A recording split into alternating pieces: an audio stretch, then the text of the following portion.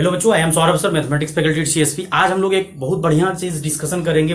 कोई matrix chapter discussion करेंगे। कुछ बच्चे का बोलना हुआ सर मैट्रिक्स का क्विक रिवीजन करवाइए, तो मैट्रिक्स को क्या करेंगे, वन शॉट में खत्म करने का कोशिश करेंगे। जो भी बोर्ड लेवल है, बोर्ड लेवल फुल्ली क्या करेंगे, क्विक रिवीजन करवा देते हैं, जिससे कि कभी भी बच्चे को रिवाइज करना हो अगले साल, जैसे बोर्ड एग्जाम होगा कभी मार्च अप्रैल फरवरी जो भी एग्जाम होगा, उसमें क्या करेंगे, एक बार वीडियो लेक्चर देखे पूरा कंप्लीट मैट्रिक्स कवर हो जाएगा। बोर्ड लेवल डिस्कशन बच्चों अभी बोल देते हैं, बोर्ड लेवल फुल्ली कवर कर रहे हैं।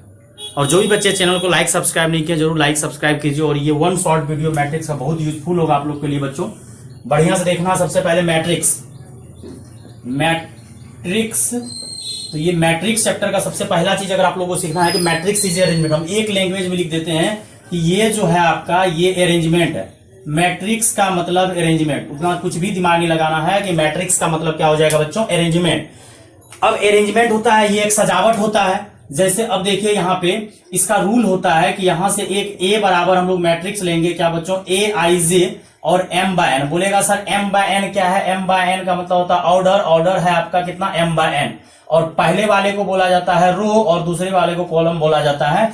मतलब पहले रो फिर कॉलम। तो कोई भी मैट्रिक्स है, कोई भी एलिमेंट है, उसको रो और कॉलम में जब हम लोग सजा देते हैं, that is A matrix, that is a arrangement. और यहां से बच्चों एक बहुत बेस्ट एग्जांपल है कि कभी भी कोई फंक्शन जब होता है, पार्टी फंक्शन, तो चेयर सजाया जाता है। चेयर वन बाय वन के पीछे जाए, कोई सेमिनार हो या कोई भी मीटिंग हो या कोई भी फंक्शन हो, स्टेज पे कोई फंक्शन होने जा रहा है तो यहां से चेयर सजाया जाता है। तो क्या करता है, एक वो अनपढ़ आदमी भी अगर कोई वहां मैनेजमेंट कर रहा है तो वो क्या करता है, सर पहला रो में 10 गो कुर्सी लगा हुआ, ऐसा ऐसा अगर 50 गो है पहला रो में, ऐसा ऐसा 10 गो कुर्सी लगा हुआ या 50 गो कुर्सी लगा हुआ पहला रो, मान के चलिए बड़ा फंक्शन है।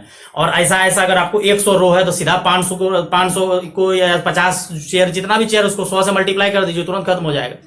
तो ये सजावट होता है। अब बोलिएगा सर सजावट कैसा, गंदा वाला सजावट नहीं करना है कि सर पहला वाला में जो है 2 एलिमेंट, पहला वाला में 2 एलिमेंट दे दिया, आगे वाला में 3 एलिमेंट दे दिया, ऐसा कुछ नहीं करना है। अगर अरेंजमेंट करना है तो अरेंजमेंट कंटिन्यू करना है। और सजावट जो होना चाहिए, अरेंजमेंट दैट इज अच्छा वाला सजावट होना चाहिए। तो matrix is a arrangement, A I J M by N, M पहला रो होता है, दूसरा column.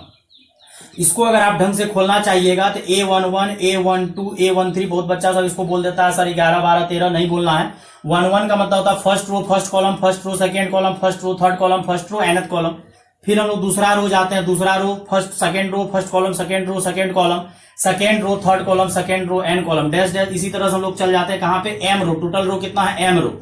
M row first column, M row second column, M row third column, इसी तरह से बढ़ते बढ़ते बढ़ते बढ़ते और यहाँ एम रो एन कॉलम, जितना रो है उतना कॉलम। तो ये एम एन पे जाकर रुक जाएगा। और इधर शायद दिख रहा होगा आपको कॉलम बढ़ रहा है, 1 पहला ये रो है, first row first column, first row second column, first row third column, first row N column. तो कॉलम जब भी गिनती होगा, वर्टिकल वाले को कॉलम बोला जाएगा, C1 C2 C3 dash dash dash dash dash dash कितना, Cn। और इधर जो आपका गिनती होगा हॉरिजॉन्टल को बोला जाता है रो। तो एक बहुत अच्छे तरीके से आप लोग ये एम है डैश डैश डैश, तो सीधा याद रखिए कि ये हॉरिजॉन्टल वाले को हम लोग, जितना भी हॉरिजॉन्टल है, हॉरिजॉन्टल को हम लोग क्या बोलेंगे, हॉरिजॉन्टल को हम लोग रो बोलेंगे। और ये जो वर्टिकल आपका है, जो वर्टिकल होता है, इसको हम लोग क्या बोलेंगे, कॉलम। तो ये याद करने का एक बेस्ट तरीका है कि वर्टिकल वाले को क्या बोला जाता है, कॉलम, और हॉरिजॉन्टल वाले को क्या बोला जाता है, रो। तो जो भी हॉरिजॉन्टल है, जैसे आपको कॉपी है, कॉपी में जो लाइन डाला हुआ है ये आपका क्या हो गया, हॉरिजॉन्टल है, तो ये रो हो गया। और ये वर्टिकल जो होता है उसको कॉलम बोला जाता है। ये आपका मैट्रिक्स होता है, दैट इज अरेंजमेंट। और मैट्रिक्स को हमेशा जो है क्लोज ब्रैकेट में लिखा जाता है। इसको रिप्रेजेंट करने का जब बात आता है, रिप्रेजेंटेटेड एज, या तो क्लोज ब्रैकेट बोला, क्लोज ब्रैकेट में भी यूज करते हैं क्लोज ब्रैकेट, या एक और है ओपन ब्रैकेट, या एक चीज और होता है double vertical line. Double vertical line में भी आपको किसको डिनोट किया जाता है, मैट्रिक्स को रिप्रेजेंट किया जाता है। मतलब जब भी मैट्रिक्स को रिप्रेजेंट करना है, या तो क्लोज ब्रैकेट दीजिए, ये जो बड़ी ब्रैकेट जो कि आपका बोर्ड लेवल में ज्यादा यूज होता है, या ओपन ब्रैकेट दीजिए, या तो ये डबल वर्टिकल बार, इसको डबल वर्टिकल बार पढ़िएगा। इससे भी रिप्रेजेंट कर सकते हैं डबल वर्टिकल बार, डबल वर्टिकल बार। अब मुद्दा आता है कि ये तो रिप्रेजेंट करने का तरीका है सर, बड़ी ब्रैकेट में रिप्रेजेंट कर दिया और यहां से ऑर्डर आ गया एम बाय एन, जिसको कि पहले वाले को रो दूसरा वाले को कॉलम बोला जाता है। और डिनोट जो करते हैं, मैट्रिसेज आर, मैट्रिक्स नहीं मैट्रिसेज लिख देते हैं, बहुत सारा मैट्रिसेज आर डिनोटेड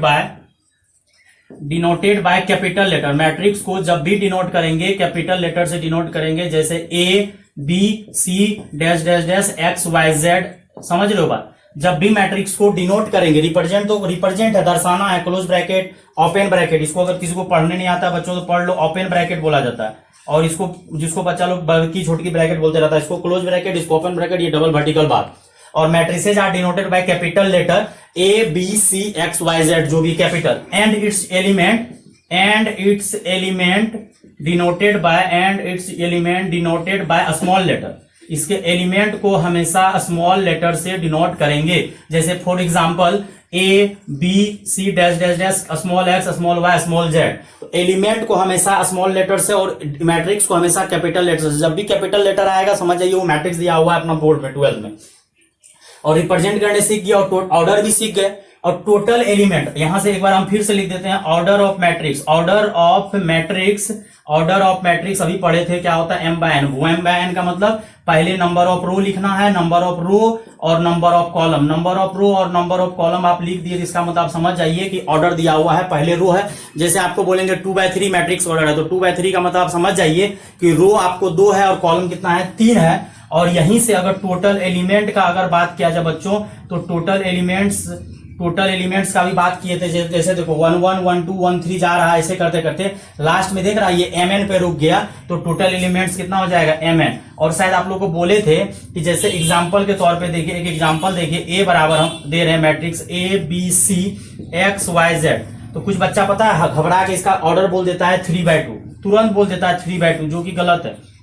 ऐसा इसलिए कंफ्यूजन होता है, बच्चा को लगता है सर 1 2 3 3/2, नहीं, हमको पहले रो लिखना है फिर कॉलम लिखना है, तो इसका ऑर्डर 2/3 होगा। क्यों होगा बच्चों, देखो बढ़िया से कि नंबर ऑफ रो जो है आपका वो 2 है, क्योंकि रो जो गिनती किया जाता है हॉरिजॉन्टल गिनती किया जाता है।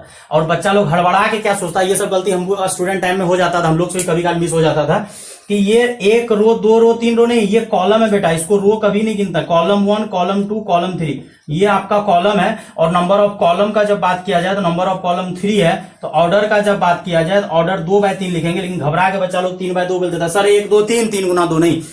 अच्छा तुम ही लोग बताओ, यहाँ पे 3 एलिमेंट है, यहाँ पे 2 एलिमेंट है, तो 3 दूना 6 ऐसे भी कर सकते हैं। या कुछ बच्चा कहता है सर 2 एलिमेंट कितना है, 2 3 6 या 3 दूना 6। तो सीधा बात सोचो ना कि अगर तुमको एक रो में 5 गो चेयर डाले हुए हैं, अगर एक रो में 5 गो चेयर डाले हुए हैं, ऐसा 10 गो रो है तो 10 50 50 चेयर है, तो इसीलिए डायरेक्ट mn कर देंगे। ऑर्डर जितना दिया रहेगा टोटल एलिमेंट का जब बात किया रहेगा तो 2 3 6, उतना दिमाग लगाने का जरूरत नहीं है। तो कुछ बच्चा कहेगा सर कैसे आया, आप अपना डेली लाइफ में एग्जांपल दीजिए ना कि सर अगर कोई भी रो में कहीं पे चेयर लगा हुआ 5 गो, ऐसा 10 गो रो है तो 10 50 50 चेयर है। उसी तरह से बच्चों यहाँ पे आप दिमाग आराम से लगा सकते हैं कि सर यहाँ पे जो है आपका ऑर्डर 2/3 है। तो अगर टोटल नंबर ऑफ एलिमेंट्स का बात किया जाए तो टोटल 2 गुना 3 तो कितना हो जाएगा, 6 एलिमेंट हो जाएगा। दिमाग लगाना ही नहीं है, बिल्कुल दिमाग नहीं लगाना है। तो ये आपका ऑर्डर क्लियर हो गया। इसी में कुछ एग्जांपल इस टाइप का क्वेश्चन आता है, एग्जांपल हम डायरेक्ट समझा देते हैं, आपका एनसीईआरटी समय दिया हुआ है 2 - 2 4 5 रूट -5 दे दिए, यहाँ पे √3 दे दिए, यहाँ पे 2/3 दे दिए, यहाँ i दे दिए, यहाँ x दे दिए, और यहाँ आपको मानिए √2 दे दिए, यहाँ -5 दे दिए, यहाँ 0 दे दिए। अगर आपको बोलेगा, बहुत सारा कुछ क्वेश्चंस पूछ देता है बोर्ड एग्जाम में, बोलता है कि बताओ नंबर ऑफ रो कितना है, तो नंबर ऑफ रो बेटा हड़बड़ाना नहीं है, नंबर ऑफ रो गिनती करने में बच्चा लोग हड़बड़ा जाता है। नंबर ऑफ कॉलम, तो नंबर ऑफ रो ही नहीं कि सर 1 2 3 4 नहीं, रो जब भी हॉरिजॉन्टल को रो गिना जाता है, कभी भी गलती नहीं करना, हॉरिजॉन्टल को रो बोला जाता है। एग्जाम में कभी बच्चा लोग इजी क्वेश्चन आता है, हड़बड़ा के ऑब्जेक्टिव गलती कर देता है, पहला रो दूसरा रो तीसरा रो हॉरिजॉन्टल गिनती किया जाता है। रो आपका 3 है और कॉलम 4 है, और हम लोग को लगता है कि रो 4 है, नहीं रो नहीं है, ये कॉलम है। ये आपका कॉलम 1 है, कॉलम 2 है, ये कॉलम 3 है और ये कॉलम 4 है।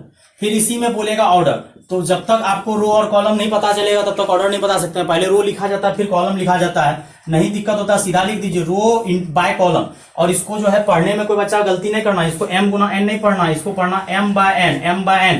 और पता है एक लकड़ी मिस्त्री अगर अनपढ़ भी है तो वो लोग कैसे पढ़ता है, बोलता है 6/5 का ये बनाना है, चौकी बनाना है, या जो भी बेड बनाना है, या ये बनाना है बेंच हेडेक्स बनाना है, इसी टाइप से ना बोलता है। तो बेंच हेडेक्स बनाना है तो m बाय n, वो लोग बाय में बोलता है। कोई बच्चा राजमिस्त्री अगर देखा होगा, कोई देखा होगा कभी घर बनाते, तो राजमिस्त्री लोग क्या यूज करता है, इतना बाय इतना का घर बना रहे, कभी बोलता है इतना गुना इतना घर बना, इतना बाय इतना, तो बाय पढ़ा जाता है इसको m बाय n, ऑर्डर को m बाय n पढ़ा जाता है। तो रो बाय कॉलम, और आपका रो कितना आया है 3 और कॉलम कितना आया 4, आपका ऑर्डर हो गया 3/4। अगर टोटल नंबर ऑफ एलिमेंट्स पूछेगा तो कुछ बच्चा कहेगा सर हम गिनती कर लेते हैं सर, 4 4 8 4 12, सीधा काहे गिनती करेगा, ऑर्डर पता चलिए ना गया कि 1 रो 2 रो 3 रो, हॉरिजॉन्टल को रो बोला जाता है, वर्टिकल को कॉलम बोला जाता है। तो रो आपका 3 है, कॉलम 4 है, तो 4 या 12 एलिमेंट हो गया, काहे गिनती करेगा, समय वेस्ट काहे करेगा, गिनती करने में मेहनत लगता है ना। पता चला गिनती करते रहे, बोर्ड हो गया तुम लोग का, बोर्ड करने के लिए तुमको गिनती नहीं करना, डायरेक्ट कर देना। अब कुछ क्वेश्चन आपका बोर्ड एग्जाम में 4th नंबर जो भी बोलिए आता है, मान के चलिए बोल देता है आपको 8 2 3, 3 है कि अब 8 2 3, तो कुछ बच्चा कहता है सर पूरा को नंबर दे दे 11 12 13 करके, यहाँ 21 22 23 या जो भी बोलिए 1 1 1 2 1 3, नहीं, हमको जो बोर्ड एग्जाम में पूछा उसे फोकस करेंगे। क्या बोला है 8 2 3, और 8 2 3 का मतलब होता है सेकेंड रो थर्ड कॉलम, सीधा दिमाग लगाना, सेकेंड रो थर्ड कॉलम। तो चलिए सेकेंड रो पे पहले वाला रो होता है, या अगर दिक्कत हो रहा है तो लिख लीजिए ए आई जे को मतलब होता है elements of ith row and jth column, मतलब आईएथ रो के पास जाना है और जेथ कॉलम के पास जाना है। तो यहां से 8 2 3 का मतलब होता है कि सेकेंड रो, तो सेकेंड रो के पास चलते हैं, पहला रो दूसरा रो गए, दूसरा रो के पास अब कहां जाने बोल रहा, तीसरा कॉलम, 1 2 3, तो आंसर बच्चों कितना आ जाएगा 2/3। अगर इसी तरह से तुमको A 3 4 बोलेगा तो कौन सा रो जाने बोल रहा है, थर्ड रो, कॉलम कौन सा जाने बोल रहा है, 4th कॉलम। तो चलो first row, second row, third row, तो यहां थर्ड रो के पास चलेगा। अब कॉलम कहां पे जाने बोल रहा है, 1 2 3 4, पहले रो फिर कॉलम, तो आंसर 0 आ गया। इस तरह से हम लोग क्विक बना सकते हैं क्वेश्चंस को, कोई दिमाग लगाने का, कोई घबराने का जरूरत नहीं है। अब इसी तरह से आपको बोलेगा, मान के चलिए A 2 3, तो A 2 3 निकाल ही लिए, मान के चलिए बोल दिया A 1 4, तो A 1 4 का मतलब 1 4 मतलब फर्स्ट रो 4th कॉलम, तो 5 आंसर आ जाएगा। तो आप लोग सीधा दिमाग क्या लगाइएगा, पहले रो चलिएगा फिर क्या चलिएगा, कॉलम चलिएगा, पहले रो फिर कॉलम। अगर आपको बोलेगा A 1 4, तो A 1 4 का मतलब हो जाएगा फर्स्ट रो 4th कॉलम, तो 1 2 3 4, आंसर कितना आ जाएगा 5। अगर A 2 4 बोलेगा तो मतलब second row 4th column, second row के पास चलिए, फर्स्ट रो सेकेंड रो फिर कॉलम कितना 4, 1 2 3 4, तो आयोटा आ जाएगा, आई आयोटा जो भी पढ़िए आप।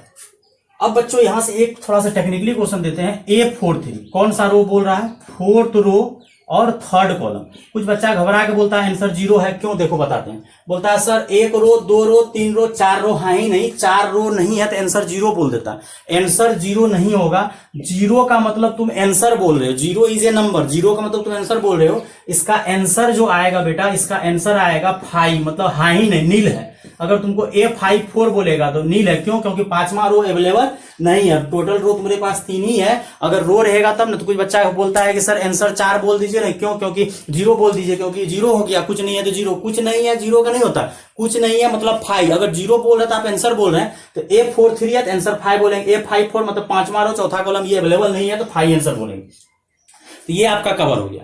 अब एक क्वेश्चन इसी टाइम में आता है कि दी total number of order of matrices, total number of order of matrices can be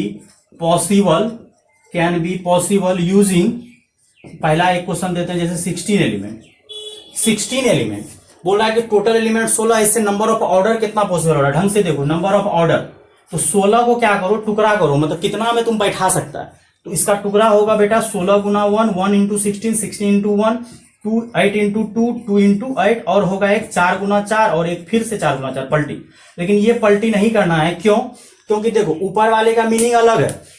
ये बोल रहा है 16 रो एक कॉलम, ये बोल रहा है 1 रो 16 कॉलम। कुछ बच्चा कहेगा सर 16 इंटू 1 और 1 इंटू 16 मतलब बाय जो बैठा रहा है, ये बैठाने का तरीका एक अलग है। नहीं, कोई बच्चा क्या कर रहा है कि एक ही कॉलम में 16 एक के पीछे एक बैठ रहा, फिर एक क्या हो रहा है, एक ही बेंच पे बैठ रहा, दोनों में अंतर है। ये बोल रहा है 16 रो 1 कॉलम, ये बोल रहा है 1 रो 16 कॉलम, ये बोल रहा है 8 रो 2 कॉलम, ये बोल रहा है 2 रो 8 कॉलम। लेकिन ये भी बोल रहा है 4 रो 4 कॉलम, ये भी बोल रहा है 4 रो 4 कॉलम। एक ही बार गिनती करना है, तो टोटल कितना, टोटल मैट्रिसेस, टोटल ऑर्डर कितना पॉसिबल हो जाएगा, 5। नंबर ऑफ ऑर्डर पॉसिबल कितना हो जाएगा बच्चों, 5।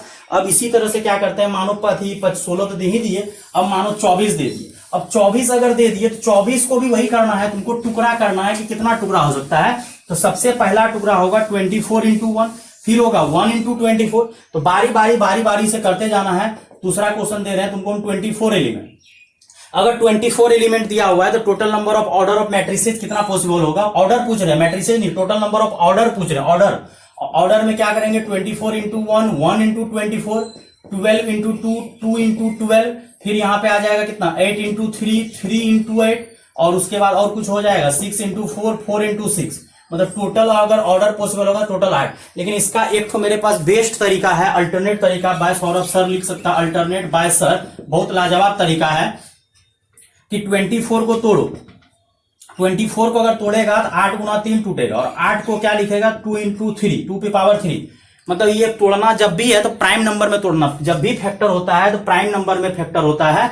तो प्राइम नंबर में हम लोग फैक्टर कर लिए 24 को 8 इंटू 3, और 8 को लिख दिए 2 पे पावर 3 और 3। अब एक तरीका है कि टोटल नंबर ऑफ ऑर्डर और टोटल नंबर ऑफ ऑर्डर अगर पॉसिबल है तो टोटल 2 तुम्हारे पास कितना है 3 है। लेने का तरीका 3 होगा, नहीं लेने का, मतलब टोटल 2 तुम्हारे पास 3 है। मतलब या तो 1 ठो 2 लेंगे, या 2 ठो 2 लेंगे, या तो तीनों 2 लेंगे। तो लेने का तरीका 3 होगा, नहीं लेने का तरीका 1, मतलब 1 भी 2 नहीं लेंगे। तो कुछ बच्चा सोच रहा होगा अगर नहीं लेंगे तो सर प्रॉब्लम नहीं आएगा। अगर नहीं लेंगे तो 1 तो आएगा ही आएगा, नहीं 1 भी 2 नहीं लेंगे, मतलब 2 पे पावर 0, 2 पे पावर 0 1 होता है। और टोटल 3 तुम्हारा 1 है, लेने का तरीका 1, नहीं लेने का तरीका 1। तो कितना हो गया 4 गुना 2, कितना आ गया आंसर 8। खटा के आंसर आ जाएगा। फर्स्ट नंबर को अल्टरनेट तरीका से बनाते हैं, 16 एलिमेंट। 16 को लिख दो 4 पे पावर 2, लेने का तरीका 2 नहीं, 16 को लिख दो 2 पे पावर 4, क्योंकि प्राइम नंबर में तोड़ना, 4 नॉट ए प्राइम नंबर। जब भी फैक्टर करना है, शायद पढ़े होगे तुम लोग, प्राइम फैक्टर किया जाता है 2 पे पावर 4। लेने का तरीका 4, टोटल 2 तुम्हारे पास कितना 4 को 2 अवेलेबल, लेने का तरीका 4, नहीं लेने का। देखो खटा के आंसर आया कि नहीं आया। मतलब ये कंसेप्ट से अगर तुम बोर्ड एग्जाम में ऑब्जेक्टिव क्वेश्चन पूछता है, क्यों अपना समय बेटा वेस्ट करेगा। समय वेस्ट करोगे तो फिर कहां से तुम बोर्ड में अच्छा नंबर ला पाओगे। अगर अच्छा नंबर लाना है तो तुमको ऑब्जेक्टिव जल्दी जल्दी सोड़ाना है। और जेई सबके एग्जाम में तो आपको ऑब्जेक्टिव बहुत ज्यादा काम करेगा। जितना शॉर्ट ट्रिक आएगा तब ये कुछ हो पाएगा, अगर शॉर्ट ट्रिक आपको नहीं आ रहा तो नहीं हो पाएगा। अब देखिए क्वेश्चन कितना 3rd नंबर में मान के चलिए। अब कुछ बच्चा कहेगा सर ऐसा क्यों पढ़ा रहे। अब 1800 एलिमेंट दे दिए, अगर 1800 एलिमेंट दे दिए, 1800 एलिमेंट दे दिए, क्या ऐसे तोड़ तोड़ के बना पाओगे। ऐसे तोड़ तोड़ के अगर बनाओगे तो माथा का दर्द हो जाएगा, क्योंकि इतना एलिमेंट को तुम नहीं तोड़ पाओगे। तो 1800 को लिख देते हैं 18 गुना 100। हम जल्दी जल्दी करते हैं, बच्चा वाला नहीं करते। तुम लोग को बच्चा वाला करना है तो बैठ के करते रहना। 18 गुना 100, इसको लिख देते हैं 3 गुना 3, 3 दिया 9, 9 गुना 18, और इसको लिख देते हैं 25 गुना 4, और ये 3 पे पावर 2, 2 पे पावर 1, 5 पे पावर 2, और 4 को लिख देते हैं 2 पे पावर 2, और यहां से ये दोनों मिलके हो जाएगा 2 पे पावर 3, 3 पे पावर 2, 5 पे पावर 2। लेने का तरीका 3, लेने का तरीका 3, नहीं लेने का तरीका 1, लेने का 2, नहीं लेने का 1, लेने का 2, नहीं लेने का 1। खटक खटक बेटा हो जाएगा आराम से। 4 गुना 3 गुना 3, 4 दिया 12, 12 दिया 36, मतलब टोटल कितना हो जाएगा 36 तो पॉसिबल होगा। एक क्वेश्चन और देते हैं 4th नंबर, इस टॉपिक को तो खत्म करेंगे। यहां से 108 एलिमेंट मान के चलो। कुछ बच्चा कहेगा सर 108 एलिमेंट को हम जो है नहीं बनाएंगे, 108 एलिमेंट को हम डायरेक्ट तोड़ देंगे। 27 चौके 128, 27 चौके 108, 27 चौके 108 होता है 27 इंटू 4। 27 को लिख दो 3 पे पावर 3, इसको लिख दो 2 पे पावर 2, तुरंत उड़ा देंगे। टोटल 3 तुम्हारे पास कितना है 3 को। लेने का तरीका कितना होगा 3, नहीं लेने का तरीका 1, लेने का तरीका 2, नहीं लेने का 1, और 4 गुना 3, टोटल कितना पॉसिबल होगा 12। और कुछ बच्चा कहेगा सर हम 108 एलिमेंट को तोड़ के बना लेंगे। अगर भूल गया तो बेटा बहुत लफड़ा होगा। देखो एक टुकड़ा तो 108 गुना 1 होगा, 1 गुना 108 होगा, ये होगा ही होगा। फिर एक ठो होगा 36 दिया 108, एक ठो और देखा छूट गया 3 गुना 36, एक 54 भी तो होता है 54 गुना 108 और 2 गुना 54। फिर एक होगा 27 चौका 108 और एक होगा 4 गुना 27। और कुछ देखो अगर दिमाग लगाओ, टाइम तो लगेगा, इसमें बहुत माथा का दर्द होगा। तो इस तरह से तुमको तोड़ के 12 डो पढ़ाना पड़ेगा। लेकिन हम खटाक क्या किया 27 चौका 108, 2 पे पावर 2, 3 पे 3, डायरेक्ट आंसर आ गया। और 1800 एलिमेंट को तो तुम तोड़ भी नहीं पाओगे।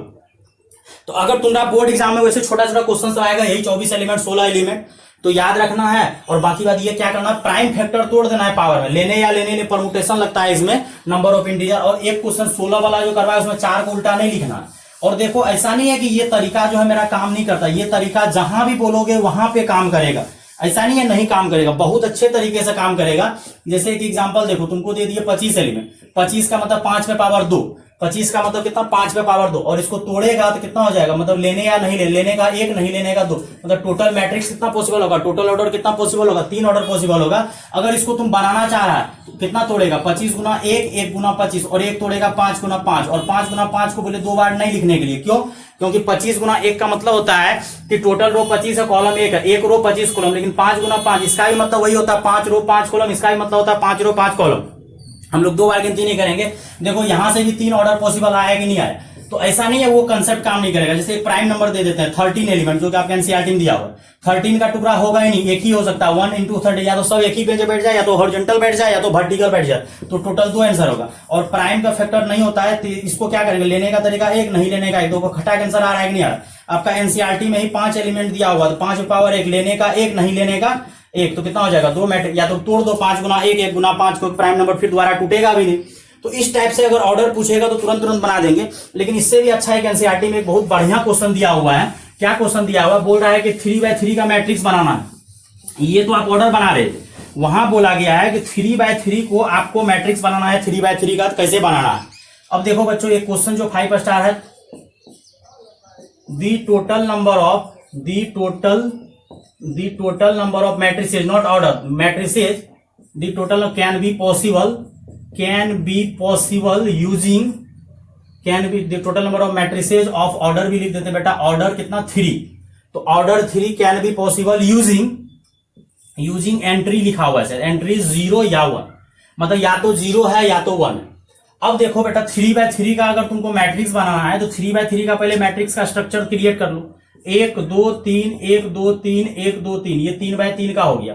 ऑर्डर 3 का मतलब हो गया 3/3, ऑर्डर 3 का मतलब हो गया स्क्वायर मैट्रिक्स। अगर 2 ऑर्डर का आपको बोलेगा तो समझ जाइए कि 2 ऑर्डर है, मतलब स्क्वायर मैट्रिक्स ऑफ ऑर्डर 2, 2/2 लिख देना है।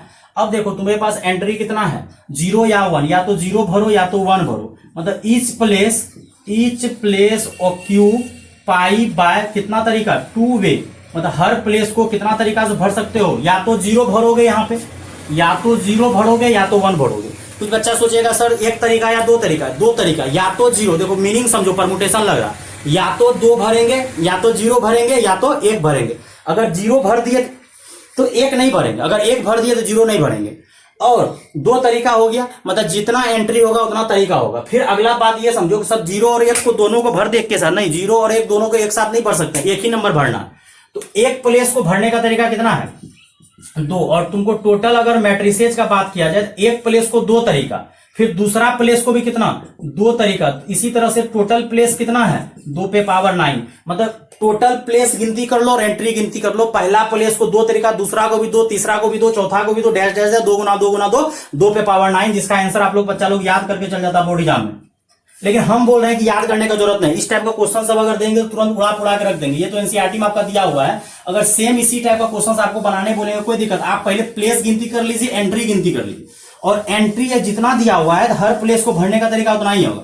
जैसे कोई चेयर है, कोई चेयर रखा हुआ, हम लोग 4 बच्चे खड़े हैं, 4 बच्चे खड़े, तो उस चेयर पे एक बार में एक ही बच्चा बैठेगा। ऑफिशियली अगर बोला जाए तो एक चेयर पे एक ही बच्चा बैठेगा, तो या तो तुम बैठो या दूसरा बैठेगा या तीसरा बैठेगा या चौथा बैठेगा। तो उस चेयर के पास 4 ऑप्शन है, बैठना तो एक ही बच्चा को, लेकिन 4 बच्चा बैठ सकता है, मतलब 4 तरीका से बैठ सकता है, या तुम बैठोगे या दूसरा या तीसरा या चौथा, टोटल तरीका 4 होगा। तो वही बात है, 0 और 1 एंट्री है, तो या तो 0 भरेगा या तो 1। एक प्लेस को भरने का तरीका तो ऐसा कितना प्लेस है, 9 प्लेस है, 2 पे पावर 9, 512। अब इसी टाइप के क्वेश्चन देते हैं 2/3, मतलब 2/3, मतलब ऑर्डर है मैट्रिसेज का 2/3, वहां तो 3 ऑर्डर दिए थे, 3 ऑर्डर को बच्चों हम लोग लिख सकते हैं 3/3। जैसे 2 ऑर्डर है तो 2/2 स्क्वायर मैट्रिक्स होता है, एक बार देख लेना। और 2/3, और इस बार एंट्री दे देते हैं तुमको, एंट्रीज दे देते हैं 0 1 2, मतलब 2/3 का बक्सा बना लो, 1 2 3 1 2 3, मतलब रो तुम्हारा 2 है, कॉलम कितना है 3 है, 2 रो 1 रो 2 रो, कॉलम कितना है 3। एक प्लेस को भरने का तरीका है कितना, या तो 0 भरोगे या तो 0 या तो 1 या तो 2। तो एक प्लेस को भरने का तरीका, ईच प्लेस ऑक्यूपाई बाय कितना तरीका, 3 वे। पिछला बार 2 एंट्री था, 2 तरीका से एक जगह को भर रहे थे, इस बार 3 तरीका से भर सकते हैं क्योंकि 3 एंट्री है। और टोटल मैट्रिसेज का जब बात करोगे, टोटल मैट्रिसेज का जब बात करोगे तो 3 गुना 3 गुना 3 गुना 3 गुना 3 और 1 2 3। क्यों, क्योंकि टोटल प्लेस इस बार कितना आ रहा है, टोटल प्लेस आ रहा है तुमको कितना 6, प्लेस गिनती करना पड़ेगा। वहां पे 3 3 9, यहाँ पे अगर टोटल प्लेस का बात करोगे तो टोटल प्लेस कितना है 9। अब बोलोगे सर एक प्लेस को भरने से बन जाएगा, नहीं, एक प्लेस को भरने से कभी नहीं बनेगा। अगर हम पहले 9, यहाँ टोटल प्लेस 9 है, अगर टोटल प्लेस 9 है तो एक प्लेस को भरने से मैट्रिक्स नहीं बनेगा, टोटल 9 का 9 जगह को भरना पड़ेगा। और एक जगह को भरने का तरीका 2 है, ऐसा 9 प्लेस है तो 2 × 2 × 2 × 2 पे पावर 9, 512। अब वहीं पे बात है कि 2 गुना 3 है, मतलब टोटल प्लेस 6 है, और एक जगह को भरने का तरीका 0 या 1 या 2, मतलब एक प्लेस को भरने का तरीका 3, ऐसा कितना जगह 6, और 6 जगह को भरना है, इसलिए 3 गुना 3 गुना 3, 3 पे पावर 6। तो सीधा गिनती कर लो, टोटल एंट्री गिनती कर लो, उतना ही तरीका भरने का होगा, जितना प्लेस है तो उतना 3 गुना 3 गुना 3। अगर मान के चलो इसी में एक क्वेश्चन कर दिए 3/4 ऑर्डर का मैट्रिसेज और एंट्री तुमको दे दिए, एंट्री बोलो या एलिमेंट बोलो, 0 1 2 3, तो इस बार तुमको एक प्लेस को भरने का तरीका 4, और टोटल प्लेस कितना हो गया, टोटल प्लेस का जब बात करोगे, टोटल प्लेस तुम्हारा 12 हो गया, तो 4 पे पावर क्या हो जाएगा 12। तो डायरेक्ट भी खटाखटा, और इसको सॉल्व करना है तो 2 पे पावर 24, पूरा सॉल्व नहीं करना, 2 पे पावर 24, क्योंकि 4 को लिख देंगे 2 पे पावर 2, और 2 पे पावर 2 का मतलब हो जाएगा, और 12 है तो टोटल पावर 24 हो जाएगा। तो इस टाइप का भी क्वेश्चन सब आएगा। अब बच्चों अगला आता है इक्विलिटी ऑफ मैट्रिसेस, मतलब दो मैट्रिसेस को बराबर करना। बेटा अगर दो मैट्रिसेस को बराबर करना है तो दो मैट्रिसेस बराबर तभी हो सकता है जब उसका रो और कॉलम बराबर हो, मतलब ऑर्डर बराबर हो। सीधा समझो कि रो और कॉलम बराबर हो मतलब ऑर्डर बराबर हो। मतलब दो मैट्रिसेस को बेटा आप बराबर तभी कर सकते हो जब दोनों का ऑर्डर मस्ट बी सेम होना चाहिए। अगर ऑर्डर सेम नहीं हुआ दिक्कत हो जाएगा। Equality of matrices, equality of matrices मतलब कोई भी दो मैट्रिसेस को बराबर कर सकते हैं। जैसे ऑर्डर मस्ट बी सेम, हम पहले ही लिख देते हैं order must be same. Order must be same मतलब ए का ऑर्डर अगर m/n है तो बी का ऑर्डर भी m/n होना पड़ेगा। अगर ऑर्डर सेम हुआ तो बराबरी कर सकते हैं, अगर ऑर्डर सेम नहीं हुआ तो बराबरी नहीं कर सकते हैं। जैसे एक एग्जांपल, खटाक एग्जांपल पे आते हैं, ABCD 1 3 5 7। अब सीधा समझो, यहाँ पे पहला पोजीशन पे ए है, यहाँ पे पहला पोजीशन, उतना अंग्रेजी में नहीं लिखने वाले हैं, क्विक रीजन करवा रहे हैं। मतलब सेम पोजीशन वाला एलिमेंट बराबरी करेगा। सीधा हिंदी समझ जाओ कि सेम पोजीशन वाला एलिमेंट बराबरी करेगा, अपने जगह वाला बराबरी करेगा। पहले तो ऑर्डर सेम होना चाहिए। कुछ बच्चा कह रहा होगा ऑर्डर सेम नहीं, ऑर्डर सेम है। इसका भी 2/2 है, अगला वाले का भी 2/2 है। Order must be same. और दूसरा बात आता है जगह वाला से बराबरी करेगा। मतलब ए किसके बराबरी करेगा, 1 के बराबरी करेगा। और फिर यहाँ पे बी जो है, बी किसके बराबरी करेगा, 3 के बराबर। जगह वाले से बराबरी, पहला वाला A1 B।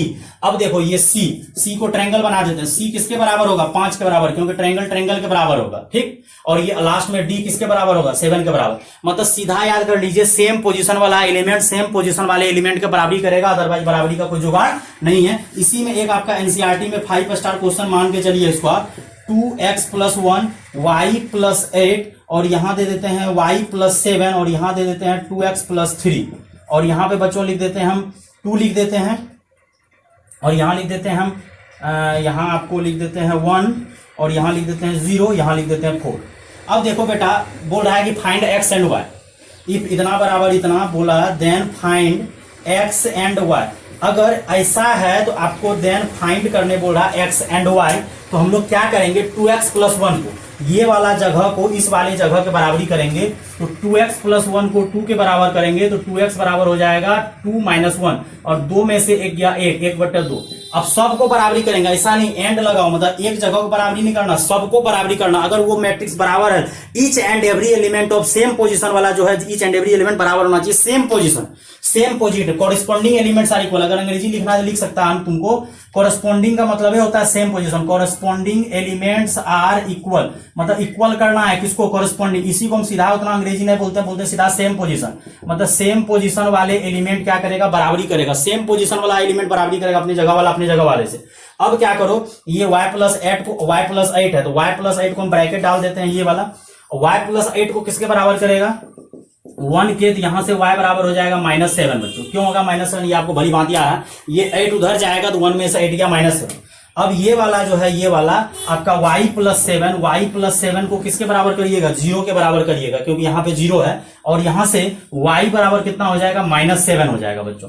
अब ठीक है, y का वैल्यू ऊपर भी -1 आया, नीचे भी -1 आया, चलेगा। अब अगला एक चीज और बराबरी करना है कि एंड 2x + 3 = 4। तो 2x बराबर हो गया 4 - 3 1, तो x बराबर हो गया 1/2। ये भी चलेगा, दोनों जगह बराबर आया।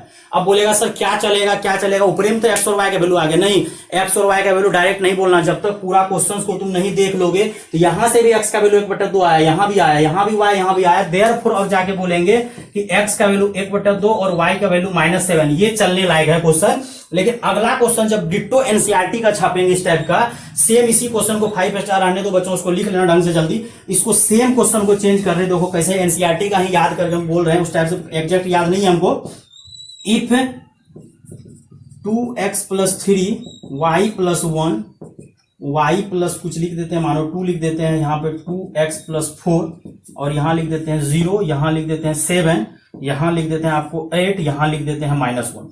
ठीक, अब फिर से बराबरी करो, 2x + 3, ये पहला पोजीशन को पहला पोजीशन के बराबरी करो तो यहां से x का वैल्यू आ जाएगा -3/2। फिर क्या करो, y + 1 को 7 के बराबर करो तो y का वैल्यू हो जाएगा 6, क्योंकि 1 गया उधर, 7 में से 1 गया 6। अब फिर क्या करो, y + 2 को 8 के बराबर करो तो y का वैल्यू भी 6 आ जाएगा, y मैच कर दिया। y+2 को तुम अगर 8 के बराबर किया, y+2 को अगर 8 के बराबर, सेम पोजीशन वाला एलिमेंट सेम पोजीशन वाले एलिमेंट से बराबरी करेगा, तो y+2 को 8 के बराबर किया, y के वैल्यू छो। अगला भाई साहब जो ये बचा हुआ है ये बवाल मचाएगा। 2x+4 को -1 के बराबर करो, 2x+4 को किसके बराबर करो, -1 के बराबर, तो 2x बराबर ये 4 उधर जाएगा तो -4 लिख देते हैं, और x बराबर कितना हो जाएगा, -5/2। मतलब x का वैल्यू ये बोल रहा है -3/2 और ये x का वैल्यू बोल रहा है कितना, -5/2। तो ऐसा पॉसिबल नहीं हो सकता। y सही बोला, y बोला, दोनों जगह से हम 6 होंगे। y बहुत अच्छे रास्ते पे चल रहा था, y आंसर भी बहुत अच्छा बोला, y कोई गलती नहीं कर रहा था। यहां से x बोल रहा है -3/2 और यहां से x बोल रहा है -5/2। ये बिल्कुल गलत है, नॉट पॉसिबल, क्योंकि सेम क्वेश्चन दो आंसर नहीं बोल सकता है। मतलब एट ए टाइम में तुम अभी बोल रहा है कि हम बायोलॉजी भी पढ़ रहे हैं, केमिस्ट्री भी पढ़ रहे हैं, मैथ्स भी पढ़ रहे हैं, एक समय में तुमको एक ही सब्जेक्ट ढंग से पढ़ सकते हो, x का वैल्यू 2 नहीं आ सकता है एट ए टाइम में। एक ही क्वेश्चन दो आंसर कैसे, हाँ y सही है, y का वैल्यू 6 आ रहा है, ये सही है। लेकिन कुछ बच्चा बोलेगा कि सर y का वैल्यू 6 आ रहा है, सही सही, तो y का वैल्यू 6 बोल देते हैं, x का वैल्यू छोड़ देते हैं। नहीं, आंसर ही पॉसिबल नहीं होगा, इसका कोई भी आंसर, अब y भी बेकार हो गया, y भी बेकार हो गया। क्यों? क्योंकि इसके चलते बर्बाद हो गया। अगर x का आंसर एग्जैक्ट नहीं आ रहा है तो y का आंसर भी अब कोई काम का नहीं हुआ। तो इस क्वेश्चन का ऑप्शन आप एनसीईआरटी में अगर देखिएगा दिया हुआ नॉट पॉसिबल, इसलिए दिया हुआ क्योंकि एक एट ए टाइम x का 2 वैल्यू पॉसिबल नहीं हो सकता है। तो ये आपका एक लाजवाब चीज था।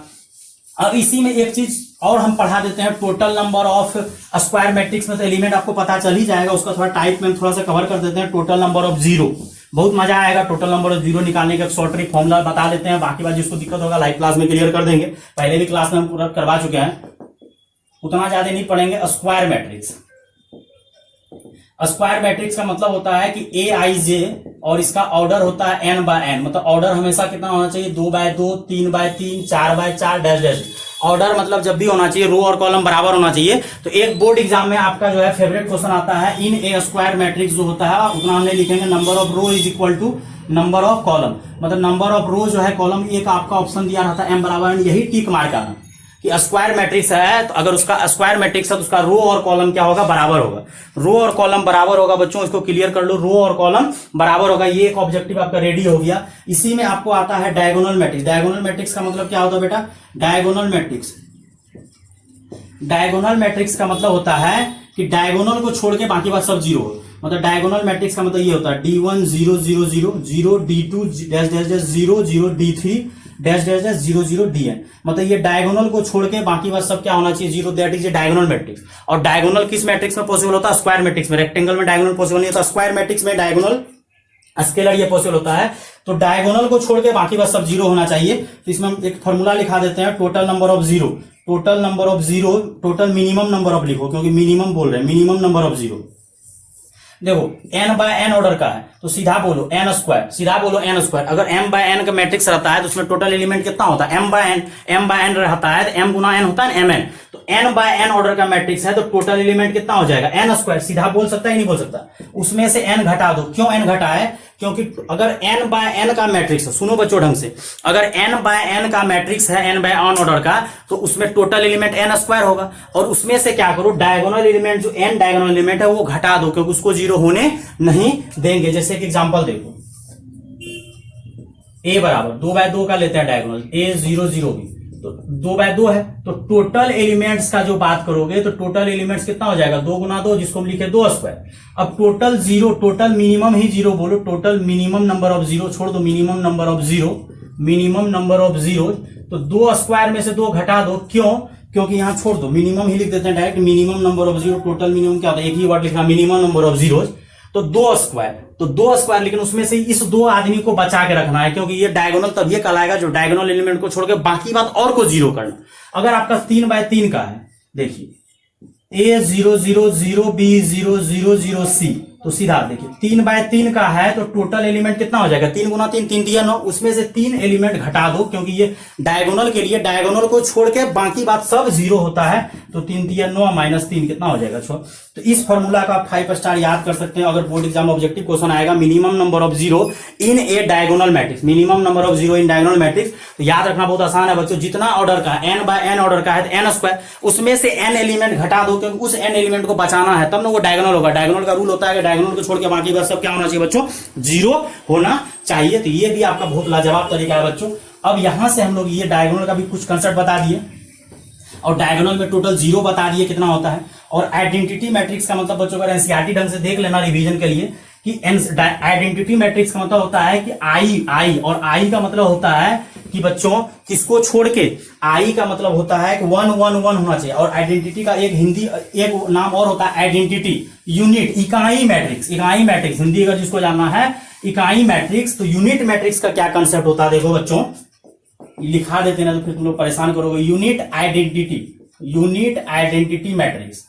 तो यूनिट आइडेंटिटी मैट्रिक्स में क्या होता है, आई से डिनोट किया जाता है या आई एन का मतलब ऑर्डर 1 0 3/3 हम लेते हैं, मान चलो ये 3/3 का। अगर 2/2 का लोगे ये I3 हो गया, या इसको आई भी लिखेंगे कोई दिक्कत नहीं, और I2 लिखेंगे तो 1 0 0 1। मतलब all diagonal elements are equal to 1। मतलब उस डायगोनल एलिमेंट्स को, उस डायगोनल मैट्रिक्स को हम लोग क्या बोलते हैं, आइडेंटिटी, जिसका कि डायगोनल क्या हो 1 1, इसी को आइडेंटिटी या यूनिट बोलो, यूनिक होता है, यूनिक। और अगला एक स्केलर मैट्रिक्स होता है। स्केलर मैट्रिक्स का मतलब all diagonal elements are equal. अगर वो भी लिखाने बोलेगा हम लिखा देते हैं स्केलर मैट्रिक्स।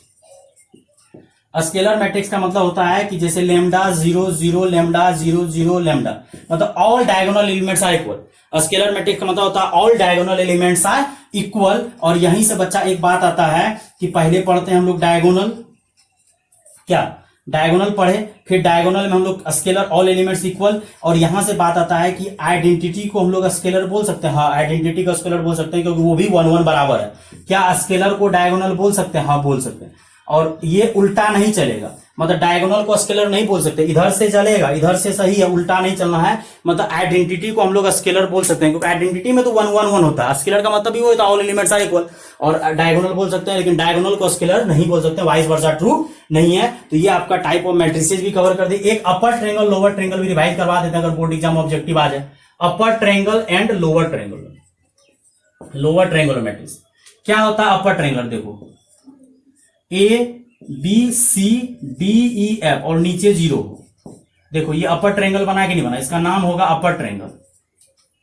मतलब अपर ट्रायंगल का मतलब होता है कि डायगोनल एलिमेंट को छोड़ के बाकी बात सब क्या होना चाहिए, 0 होना चाहिए।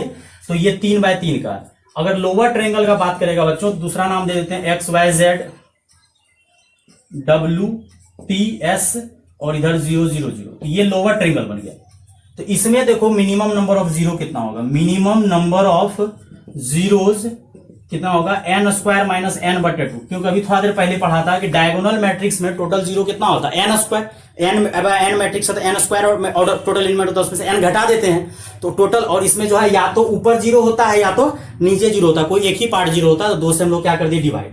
अब यहीं से एक बात आता है स्क्वायर मैट्रिक्स में, शायद अगर आप लोग को थोड़ा सा और डिस्कशन करना है, स्क्वायर मैट्रिक्स में एक नया टॉपिक ट्रेस होता है जो कि बोर्ड एग्जाम हमेशा कवर करता है। इस ट्रेस को थोड़ा अच्छे से पढ़ लेते हैं, तुरंत हो जाएगा, कोई बड़ा बात नहीं है। बोर्ड एग्जाम में आपको पूछता है, यहां से बात आता है ट्रेस, सब बेसिक कवर करेंगे। ट्रेस ऑफ मैट्रिक्स ए, और इसको कभी काल बोर्ड एग्जाम वाले ये भी लिखता है ट्रेस ए लिखता है, जेई समय पूछा जाता है, या TRA लिख दिया जाता है। या तो ट्रेस पूरा लिख देता है TRAC ट्रेस, या लिख देता है TRA। यहां से बच्चों देखो ट्रेस ऑफ मैट्रिक्स ए का मतलब क्या होता है, सीधा ही लिख देते हैं definition, sum of all principal diagonal elements. Sum of all principal diagonal elements, सीधा उतना नहीं लिखेंगे, इज कॉल्ड ट्रेस। मतलब प्रिंसिपल डायगोनल एलिमेंट को ऐड कर देंगे, प्रिंसिपल डायगोनल एलिमेंट को ऐड करने से जो आएगा that is a trace. Example समझिए वो ज्यादा काम आएगा, जैसे ये दे दिए 1 2 3 4, हमको जोड़ना है सिर्फ किसको, प्रिंसिपल डायगोनल को। इसको शायद आप लोग को आता होगा, स्क्वायर मैट्रिक्स में प्रिंसिपल डायगोनल होता है। और प्रिंसिपल डायगोनल का एक खासियत बहुत अच्छा होता है, अगर एग्जांपल देना चाह रहे हैं तो ले लेते हैं A11 A12 A13 3/3 लेते हैं, A21 A22 A23 और A31 A32 A33। और इसको देखो ये इसी को बोला जाता है principal diagonal. Principal diagonal, diagonal तो एक सेकेंडरी भी है, लेकिन इसको हम लोग प्रिंसिपल डायगोनल बोलते हैं या मेन डायगोनल बोलते हैं। इसका एक खासियत है I बराबर J होता है, 1 1 2 2 3 3 A11 A22। अगर 4/4 कराता है तो 4 4 भी आ जाता है, इसको जोड़ देना। अब ट्रेस का मतलब है सीधा यही होता है, प्रिंसिपल डायगोनल समझ में आ गया, I बराबर J। और ट्रेस, जब A का ट्रेस निकालोगे बेटा तो ट्रेस मतलब क्या हो गया, sum of all principal diagonal element. मतलब 1 + 4 कितना हो गया, 5। एक एग्जांपल ऐसे B बराबर दे देते हैं 1 2 0 -1 0 5 7 8 -1। इसका अगर ट्रेस B का निकालेंगे तो इस बार किसको जोड़ेंगे, ये डायगोनल को जोड़ना है। प्रिंसिपल डायगोनल को एलिमेंट को जोड़ने से जो आएगा वही ट्रेस होगा। तो क्या होगा 1 + 0 + -1, और कितना हो गया आंसर 0। तो ट्रेस का मतलब हो गया sum of all principal diagonal elements is called trace, और 1 + 0 ये -1 टोटल सम आ गया कितना 0 आ गया। तो ट्रेस जो है निगेटिव भी हो सकता है, पॉजिटिव भी हो सकता है, कुछ भी हो सकता है। और याद रखना है डेफिनेशन कि ट्रेस का मतलब होता है sum of all principal diagonal elements जो होता है that is a trace, sum of all principal diagonal elements.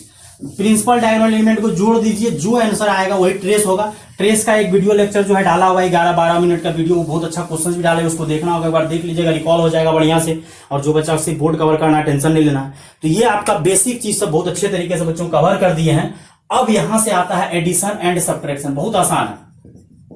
Addition and subtraction, addition and subtraction of matrices. Matrices मतलब एक या मैट्रिक्स नहीं लिख रहे हैं, एक से ज्यादा मैट्रिक्स को ही नहीं जोड़ेंगे, 2 मैट्रिक्स को, 3 मैट्रिक्स को, जितना जोड़ना जोड़ देंगे। तो addition and subtraction of matrices सीधा हम लिख देते हैं order must be same, order must be same. जैसे बच्चों अभी थोड़ा देर बोला था पहले कि इक्विलिटी ऑफ मैट्रिक्स, तो हम सीधा हिंदी समझा देते हैं, बराबरी जो करेगा ऑर्डर सेम रहेगा तभी ना बराबरी करेगा।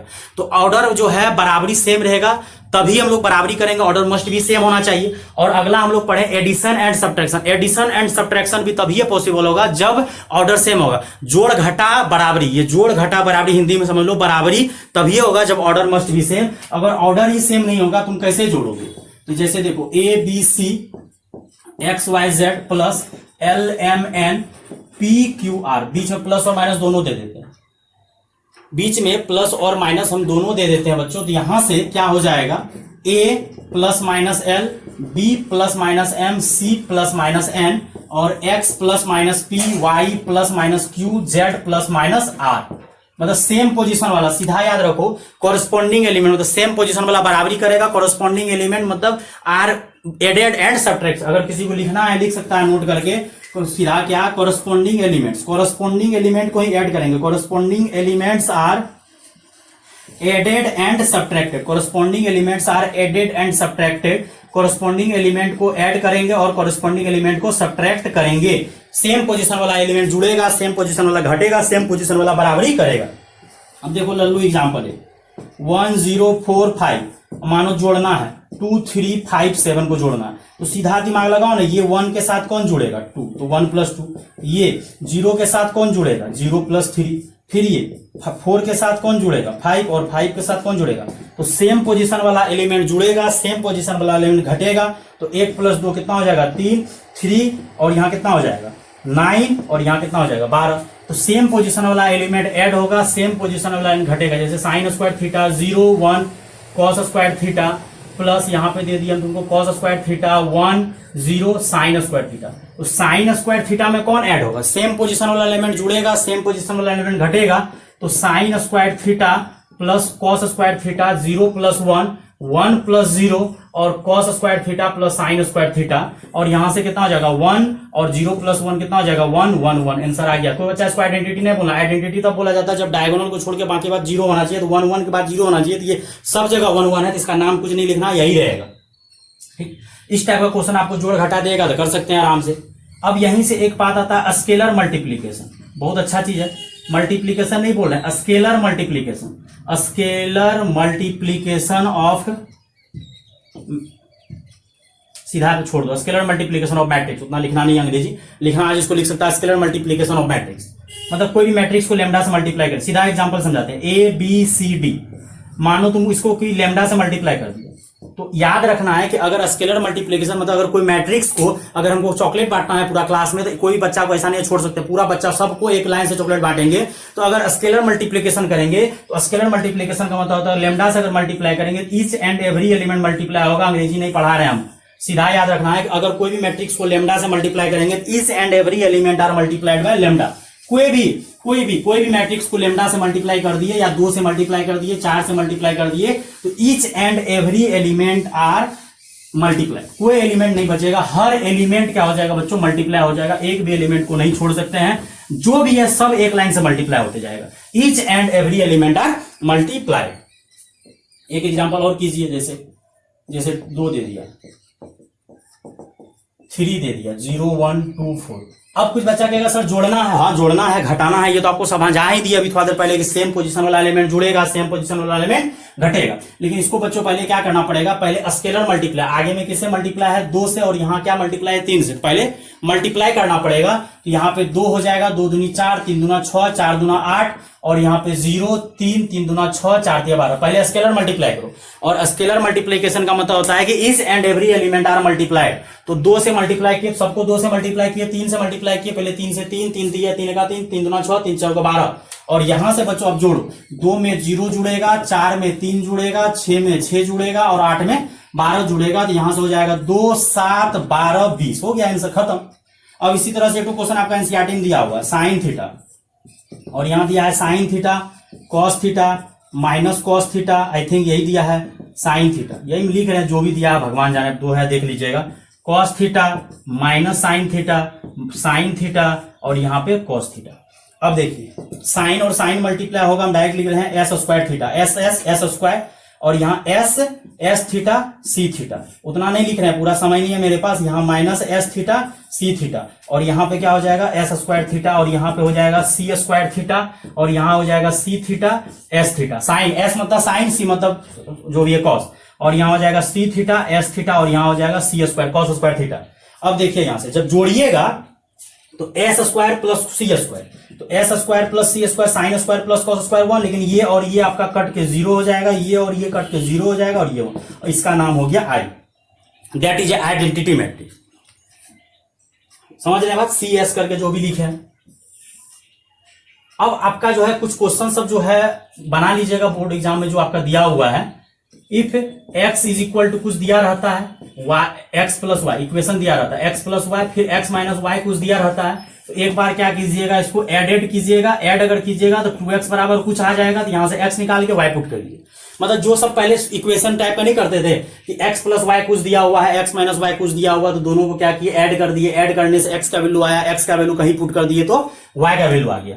और कुछ क्वेश्चन ऐसा भी दिया जाता है 2x प्लस 3y, आपका एनसीईआरटी में दिया हुआ, कुछ दिया हुआ मान के चलिए, और यहाँ पे 3x प्लस 2y कुछ दिया हुआ। तो पिछला क्वेश्चन ज्यादा आसान था, क्यों आसान था, क्योंकि सीधा x प्लस वाई और x माइनस वाई दिया हुआ था, तो एक बार जोड़ दिए तो y कैंसिल हो गया 2x, तो x ये 2 को उधर भागा कर दीजिएगा, 2 को उधर भागा करके बाद में सॉल्व कर दीजिएगा, और 2x plus 3y 3x plus 2y रहेगा। अब यहाँ पे देखिए किसी एक को हटाना पड़ेगा, क्योंकि ये इक्वेशन हो गया जो कि 10 क्लास में आप इलिमिनेशन में रखिए, तो इसको क्या कीजिए 2 से मल्टीप्लाई कीजिए, इसको 3 से मल्टीप्लाई कीजिए, बाद में सब्ट्रैक्शन कर दीजिए, सॉल्व कर दीजिए, यहां से आपका आंसर हो जाएगा। आगे मल्टीप्लीकेशन पढ़ाते हैं, मल्टीप्लीकेशन पढ़ते हैं। मल्टीप्लीकेशन ऑफ मैट्रिसेस क्या होता है, पहले ये स्केलर मल्टीप्लीकेशन पढ़ लिए, सॉल्व करने पढ़ लिए, जो भी बेसिक था पढ़े। अब मल्टीप्लीकेशन ऑफ मैट्रिसेस देखो बच्चों क्या करते हैं, multiplication of matrices, multiplication of matrices मतलब स्केलर मल्टीप्लीकेशन का मतलब होता था कि किसी भी चीज से मल्टीप्लाई करते थे। यहां हम लोग पढ़ रहे हैं स्केलर मल्टीप्लीकेशन, मतलब कोई भी दो मैट्रिक्स को मल्टीप्लाई करना है, कैसे करते हैं सीधा सीखते हैं।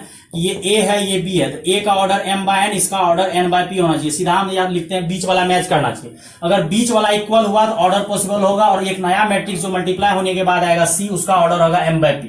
और बहुत सारे जो है याद कर लेता है CR का मतलब हो गया column of first matrix is equal to row of second matrix, याद कर लेना। CR याद रख सकता है, आप गाँव घर में CR बच्चा लोग करते रहता है। Column of first matrix is equal to row of second matrix, और हम उतना दिमाग नहीं लगाते हैं सर, बीच वाला अगर बराबर हुआ, जिस मैट्रिक्स को मल्टीप्लाई करने बोलेगा, अगर बीच वाला बराबर हुआ तो मल्टीप्लाई पॉसिबल होगा, अगर बराबर नहीं हुआ तो मल्टीप्लाई पॉसिबल नहीं होगा। और AB को मल्टीप्लाई करने के बाद जो C आएगा उस C का ऑर्डर होगा m/p। अब देखो कुछ एग्जांपल एक क्वेश्चंस देते हैं, जैसे A बराबर दे दिए 2/3, B बराबर दे दिए 3/4, C बराबर दे दिए 3/2। अब बोलेंगे कि बताओ AB पॉसिबल है कि नहीं है। अगर AB पॉसिबल होगा तो लिखो यहाँ पे A का ऑर्डर 2/3 और इसका लिखो 3/4। A का ऑर्डर 2/3, तो ये देखो बीच वाला बराबर हो गया, तो बीच वाला बराबर हुआ तो मल्टीप्लीकेशन पॉसिबल होगा, और नया मैट्रिक्स मान के चलो X आ गया, उस X का जो ऑर्डर होगा वो X का ऑर्डर होगा 2/4। अब एक लिखते हैं BC, देखते हैं BC मल्टीप्लाई हो सकता है नहीं हो सकता। तो BC का मतलब हो गया B जो है 3/4 है और C जो है आपका 3/2 है। ये देखिए बीच वाला बराबर नहीं है तो मतलब मल्टीप्लाई पॉसिबल नहीं होगा, और ये काटे नहीं है, ये लिखे हैं मान चलिए X है, ये X है, ये पॉसिबल नहीं है, मतलब नॉट पॉसिबल, ये मल्टीप्लाई ही पॉसिबल नहीं होगा।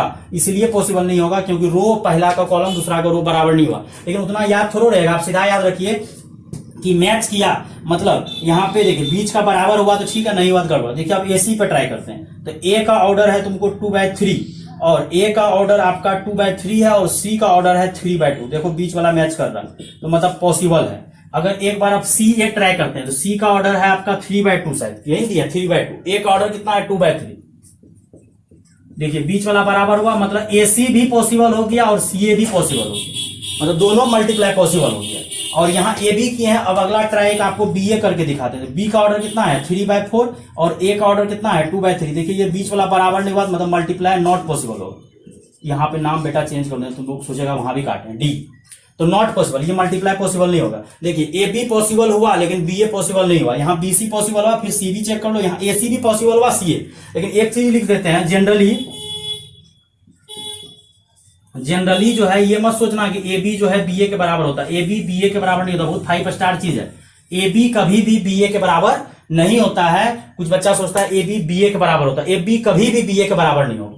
दो मैट्रिक्स का मल्टीप्लाई ए बी, वो नहीं है कि सर 4 गुना 1 भी 4 होता था, 2 गुना 4 8 होता था, 4 गुना 2 8, वो नंबर था। ये मैट्रिक्स है, मैट्रिक्स का दोनों का ए बी और बी ए मतलब फॉलो नहीं करता है। ये फर्स्ट प्रॉपर्टीज है मान लीजिए। और सेकेंड प्रॉपर्टीज हम क्या करते हैं, अगर आपको ए स्क्वायर निकालने बोलेगा तो ए को 2 बार लिखिए। अगर ए क्यूब निकालने बोलेगा तो क्या कीजिए, पहले ए स्क्वायर को मल्टीप्लाई कीजिए, ए स्क्वायर को फिर किससे मल्टीप्लाई कीजिए, ए से। ये नहीं कि सर ए क्यूब है तो पावर क्यूब चढ़ा देंगे, ए स्क्वायर को फिर ए से। अगर ए की पावर 4 निकालने बोलेगा तो मतलब ए स्क्वायर को ए से कीजिए, या ए स्क्वायर को ए स्क्वायर से करेंगे, या ए क्यूब को ए से, मतलब डैश डैश डैश। इसी तरह से ए पे पावर एन रहेगा तो ए कितना बार लिखना पड़ेगा आपको, एन टाइम्स लिखना पड़ेगा।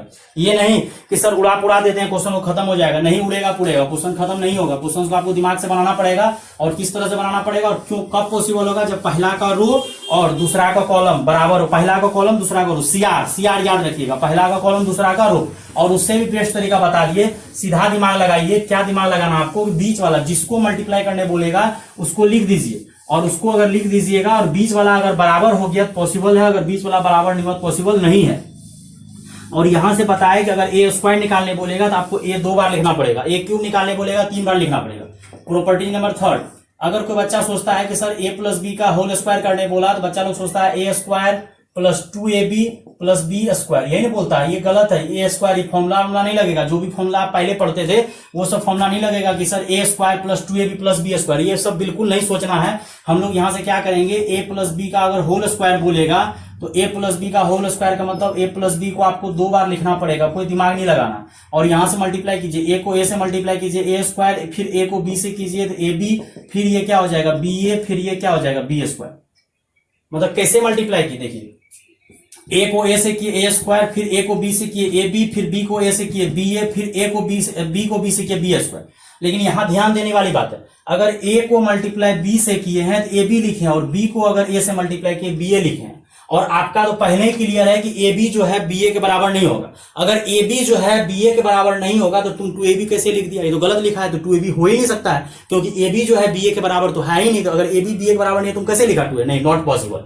ठीक, ये आ गया। इसी तरह से आपको सेकेंड नंबर में हम लिख रहे हैं, अगर a माइनस बी का होल स्क्वायर बोलेगा तो आपको a माइनस बी को कितना बार लिखना पड़ेगा, 2 बार लिखना पड़ेगा। और यहां से बच्चों हो जाएगा ए स्क्वायर माइनस ए बी, ए को ए से किए ए स्क्वायर, ए को माइनस बी से किया, फिर ये बी को जब ए से करेंगे तो माइनस बी है और माइनस माइनस प्लस। और तुम लोग सोचता था कि इसका फॉर्मूला होता है A square minus 2ab plus B square, नहीं, यहाँ ए और बी मैट्रिसेज है, और जिसको लिखना हम लिख देते हैं if A and B are square matrices. Square matrices होना चाहिए, square matrices of same order लिख देते हैं। अब जो भी हो ऑफ सेम ऑर्डर, क्योंकि ऑर्डर सेम होगा तभी ना जोड़ घटा जो भी है पॉसिबल होगा। सेम ऑर्डर जो है दोनों का बराबर होना चाहिए, और A square minus A B minus B A minus.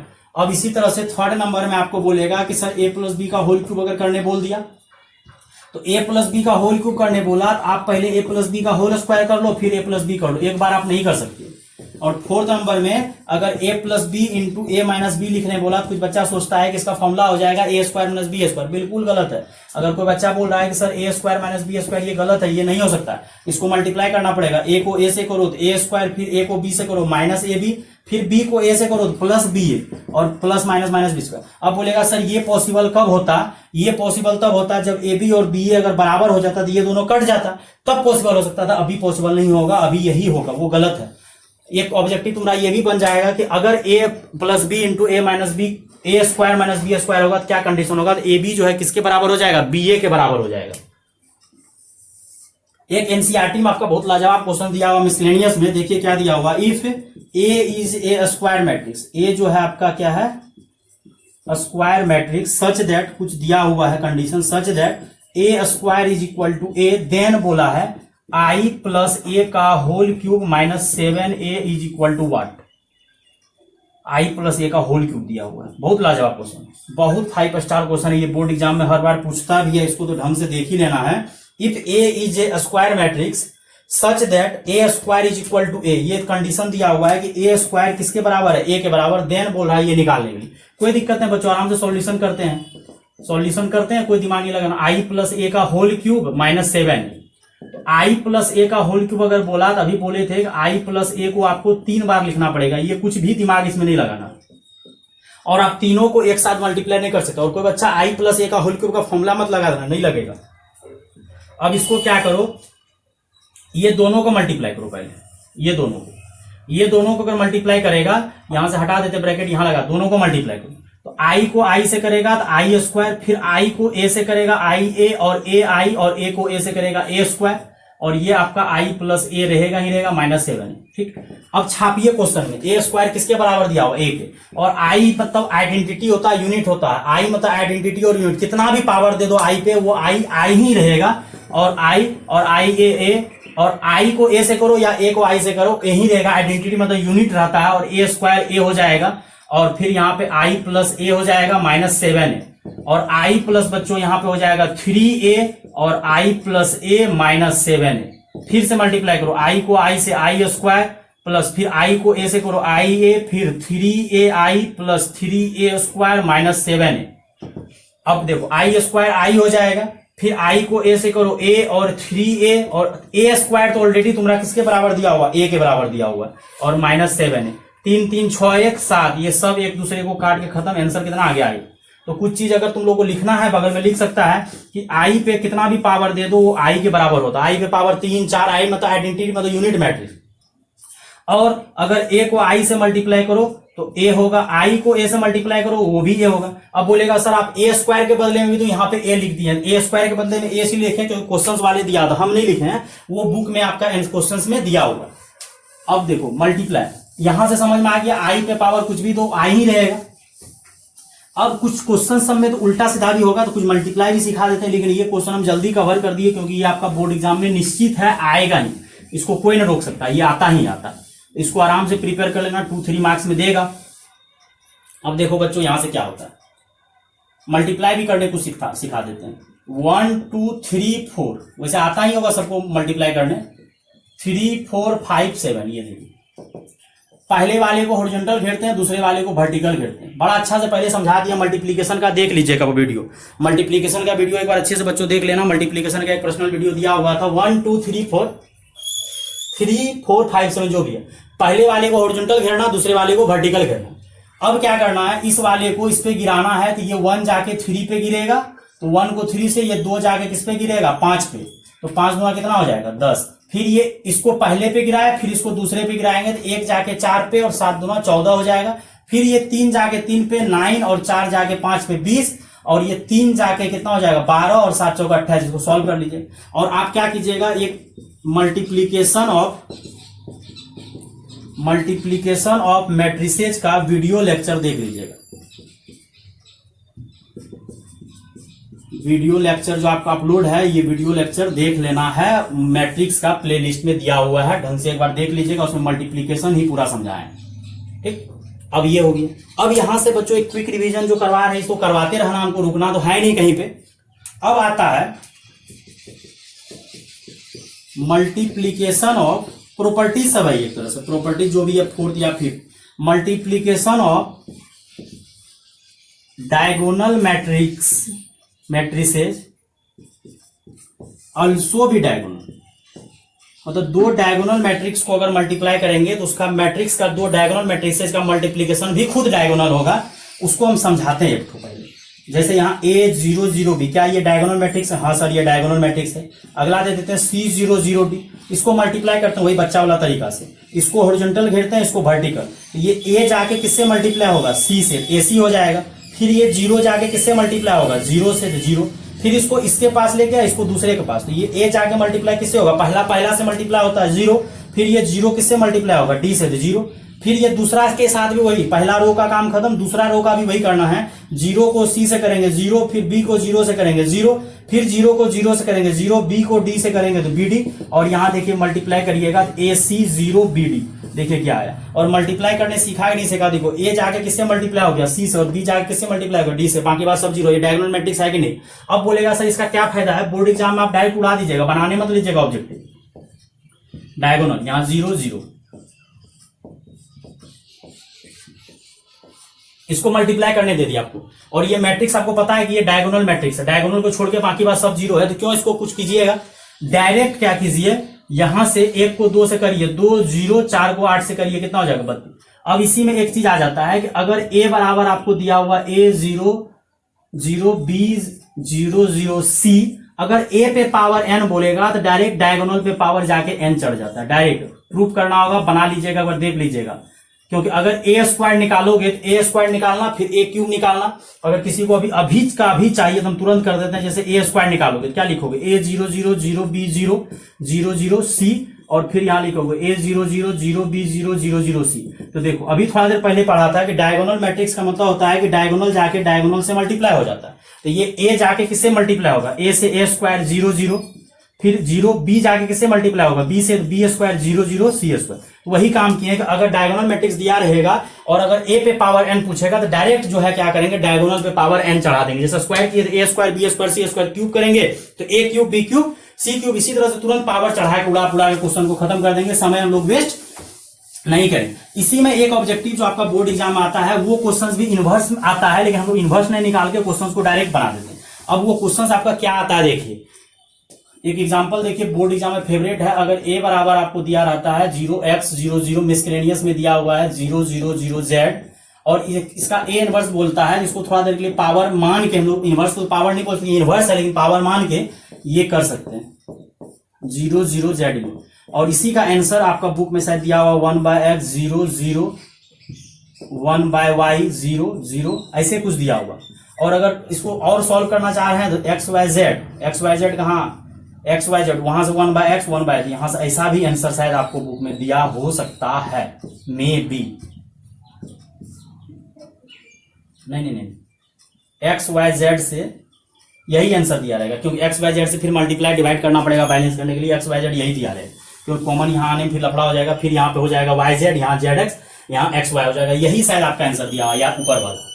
तो वही पावर पे डायगोनल पे डायरेक्ट पावर चढ़ा दिया, कोई दिमाग लगाने का जरूरत नहीं है बच्चों, तुरंत ये सब खत्म हो जाता है, कोई बड़ा बात नहीं है। इसको बढ़िया से एक बार रिवीजन कर लेना है, एक बार एनसीईआरटी बना लेना है। अब कुछ बच्चा को ना बुक का एक क्वेश्चन में प्रॉब्लम आ जाता है, क्या प्रॉब्लम आ जाता है कि वो बुक का दाम वाम कुछ दिया हुआ है, तो याद रखना कि आज के बाद जब भी टोटल प्राइस निकालने बोले या कुछ भी बोले, जैसे टोटल प्राइस ऑफ बुक निकालने बोल रहा है कुछ, तो क्या करना, पहला वाला को रो में डालना, जैसे कि शायद 10 डोजन कुछ है, 10 dozen physics study, 8 dozen chemistry, फिर 10 डोजन शायद मैथ्स दिया हुआ है, कुछ दिया हुआ डोजन है तो मल्टीप्लाई कर देंगे 12 से। क्यों मल्टीप्लाई किए, क्योंकि ये बुक, तो पहले क्या करो बुक लिखो, और बुक को हमेशा हॉरिजॉन्टल, क्यों ऐसा बता रहे हैं, क्योंकि मल्टीप्लाई करने का तरीका सिखाते हैं, हॉरिजॉन्टल किस पे जाके गिरता है, वर्टिकल पे, तो अगर हॉरिजॉन्टल वर्टिकल पे जाके गिरता है तो ये हॉरिजॉन्टल हो गया। और बुक का दाम दिया हुआ है 80 60 40, खटाक बन जाएगा।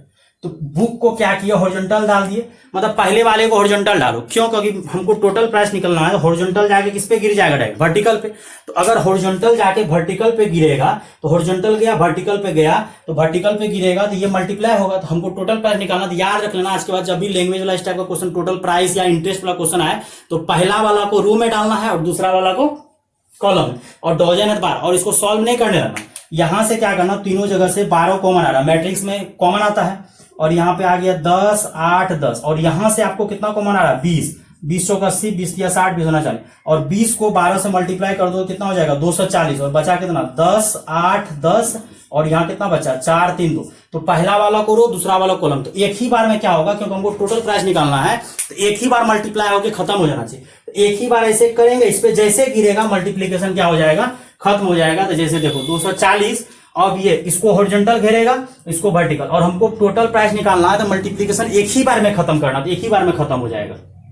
करो जल्दी। 10 को 4 से करो, 10 गुना 4 प्लस 8 गुना 3 प्लस 10 गुना 2 और 240, 10 चौका 40, 8 3 24, 10 गुना शायद 20 हो जाएगा, कुछ ऐसे आई थिंक दिया हुआ है 240। और इसको देखो जल्दी, 40 बिट कितना हो गया 84। शायद इसको अगर तुम सॉल्व करेगा तो ये सिंगलटन मैट्रिक्स है।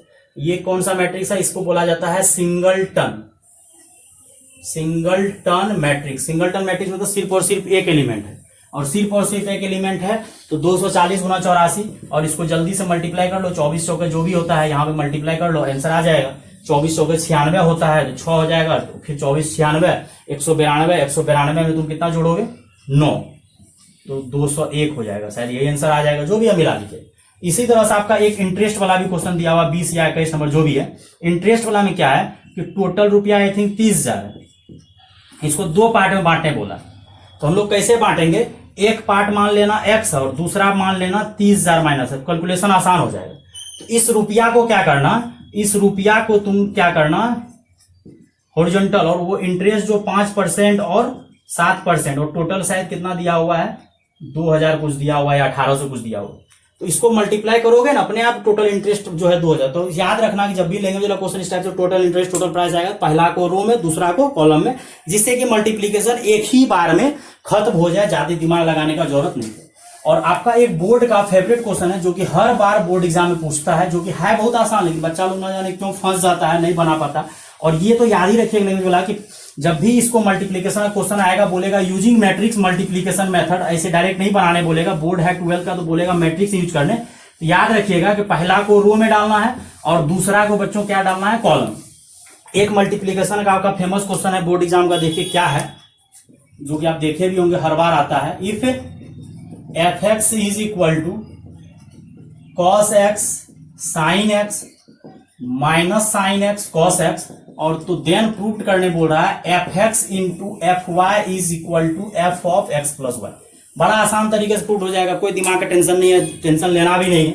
आपको f(x) दिया हुआ है, अगर f(x) दिया हुआ है तो लिख लो f(x) दिया हुआ है, क्वेश्चन बढ़िया से लिख के बनाना, अंग्रेजी से अंग्रेजी थोड़ा सा। f(x) दिया हुआ है cos x sin x minus sine x cos x। अब हमको निकालना fy का भी जरूरत है क्योंकि यहाँ f(x) है, तो बड़ा आसान है। अगर fy बोलेगा तो सब जगह y हो जाएगा, z बोलेगा तो सब जगह z हो जाएगा, तो cos y sine y minus sine y, और यहाँ पे बच्चों cos y हो जाएगा। अब हमको LHS में क्या बोला है कि f(x) इंटू fy, मतलब f(x) दिया हुआ था, जब fy बोला जहां जहां x है वहां वहां y रख दिए, और f(x) जो है छाप दीजिए cos x sin x minus sine x cos x, और यहां पे कर दीजिए cos y sin y minus sine y cos y। और यहां से बच्चों हम लोग क्या करेंगे, जब मल्टीप्लाई करोगे इसको हॉरिजॉन्टल इसको वर्टिकल, और ये मल्टीप्लाई होगा cos x जो है तुमको किससे मल्टीप्लाई होगा cos y से, और ये हॉरिजॉन्टल इस पे गिरेगा वर्टिकल, तो cos x cos y से, ये sin x किससे होगा sin y से, तो sin x sin y।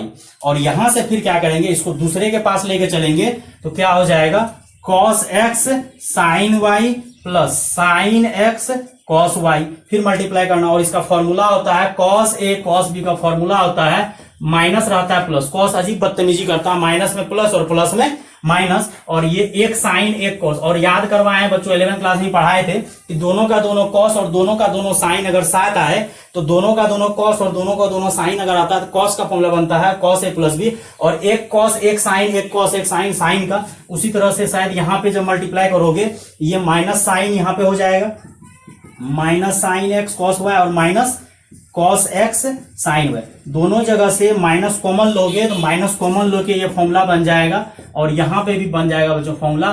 देखो शायद ये बना कि नहीं बना, F of X plus Y, ये आपका 2 मार्क्स में क्वेश्चन देगा। तो कभी काल ये पूछता है ना, तो कभी काल यहाँ 0.0001 लगा देता है, पूछता यही है। तो ये सब क्वेश्चन बच्चों हम लोग को बनना चाहिए, और एलएचएस आरएचएस भी वो लोग कभी प्रूव करने बोलता है, जो स्पेशल क्वेश्चन सब था प्रूव करके हम बता दिए। आगे अब आता है ट्रांसपोज, और ट्रांसपोज का जब बच्चों बात आता है बड़ा आसान है, ट्रांसपोज ऑफ मैट्रिक्स।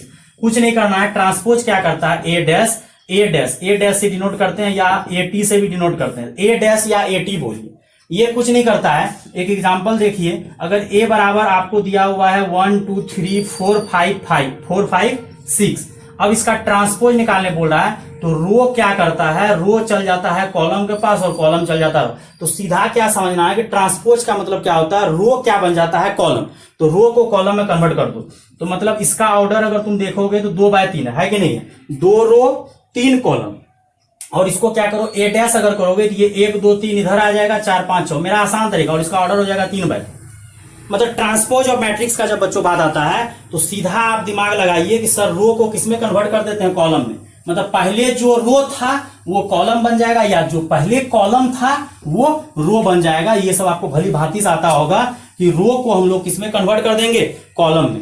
तो जो रो है वो कॉलम बन जाएगा, जो कॉलम है वो रो बन जाएगा। तो यहां से एक चीज आप लोगों को शायद सीखने को मिला होगा कि अगर ए का ऑर्डर m/n है तो ए डैश का ऑर्डर हो जाएगा n/m, ऑर्डर पलट जाता है, क्योंकि जो पहले रो था वो कॉलम बन जाता है। तो ट्रांसपोज का अगर सही डेफिनेशन किसी को पढ़ना है कि रो को क्या बोला जाता है कि if all row are interchange by its column, मतलब पहला रो को पहला कॉलम में, दूसरा को दूसरा कॉलम में, तो चेंज हो जाता है। एक एग्जांपल और करना, जैसे ए बराबर दे दिए 1 2 3 4, इसका ट्रांसपोज करना है। ट्रांसपोज क्या करेंगे तो 1 2 3 4 हॉरिजॉन्टल है तो वर्टिकल हो जाएगा।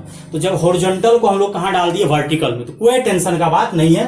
तो उसका ऑर्डर अगर बात करोगे 1/4 और इसका ऑर्डर का बात करोगे 1/4। एक आपका बोर्ड एग्जाम में क्वेश्चन आते रहता है, इफ ए बराबर cos alpha sine alpha minus sine alpha cos alpha such that a plus A dash is equal to I, then find बोलता है अल्फा। बड़ा फेवरेट क्वेश्चन है, हर बार बोर्ड में पूछते रहता है कि ए आपका दिया हुआ है कॉस अल्फा साइन अल्फा फिर minus sine alpha cos alpha दिया हुआ जब रहता है, तो इसको अगर ट्राई करना है बच्चों तो तुम लोग ट्राई करो जल्दी से, कुछ नहीं करना है। ए प्लस ए डैश आपको दिया हुआ है, और ए प्लस ए डैश अगर आपको दिया हुआ है बच्चों तो वहां से हम लोग क्या करेंगे, खटाक बना देंगे कि ए प्लस ए डैश। तो ए प्लस ए डैश आपको आई दिया हुआ है तो कुछ नहीं करना है आपको, ए प्लस, तो ए अगर दिया हुआ है तो ए डैश कितना हो जाएगा, ये कॉस अल्फा ये साइन अल्फा, ये हॉरिजॉन्टल से कहां आ जाएगा, वर्टिकल कॉस अल्फा, ये सेकेंड वाला कहां चल जाएगा, minus sine alpha cos alpha. अब क्या बोला है कि A plus A dash is equal to I, तो ए के जगह लिख दो क्या दिया हुआ, cos alpha sine alpha, 2 number देता है हर बार, minus sine alpha cos alpha plus cos alpha minus sine alpha, यहां चले गया क्योंकि ये यहां आ जाएगा, फिर साइन अल्फा फिर कॉस अल्फा, और आई कितना है 1 0 0 1। कितना आसानी तरीके से बन रहा है बच्चों, देखो, और कुछ नहीं किए हैं। मतलब ए दिया हुआ है cos alpha sine alpha minus sine alpha, dash बोला है ट्रांसपोज, तो ट्रांसपोज का मतलब ये रो कॉलम बन गया, ऐसे बन गया। और दोनों को अगर जोड़ोगे तो कॉस अल्फा कितना हो जाएगा, 2 कॉस अल्फा। एक स्टेप एग्जाम में बना देना बढ़िया से, साइन अल्फा को जोड़ोगे 0 0 2 कॉस अल्फा, और यहां से हो जाएगा 1 0 0 1। देखो यहां 0 यहां 0 यहां 0, 2 कॉस अल्फा 2 कॉस अल्फा, दोनों कॉस 2 कॉस अल्फा है, therefore 2 cos alpha is equal to 1, और यहां से आ जाएगा cos alpha is equal to 1/2, तो अल्फा इज इक्वल टू कितना हो जाता है 60 डिग्री बोलो या π/3 बोलो। अब ये सब ट्रिग्नोमेट्री भी आना चाहिए, अब साफ ट्रिग्नोमेट्री भी तुमको नहीं आएगा तो तुम्हारे साथ बूढ़ो बच्चा मार्केट में कोई नहीं।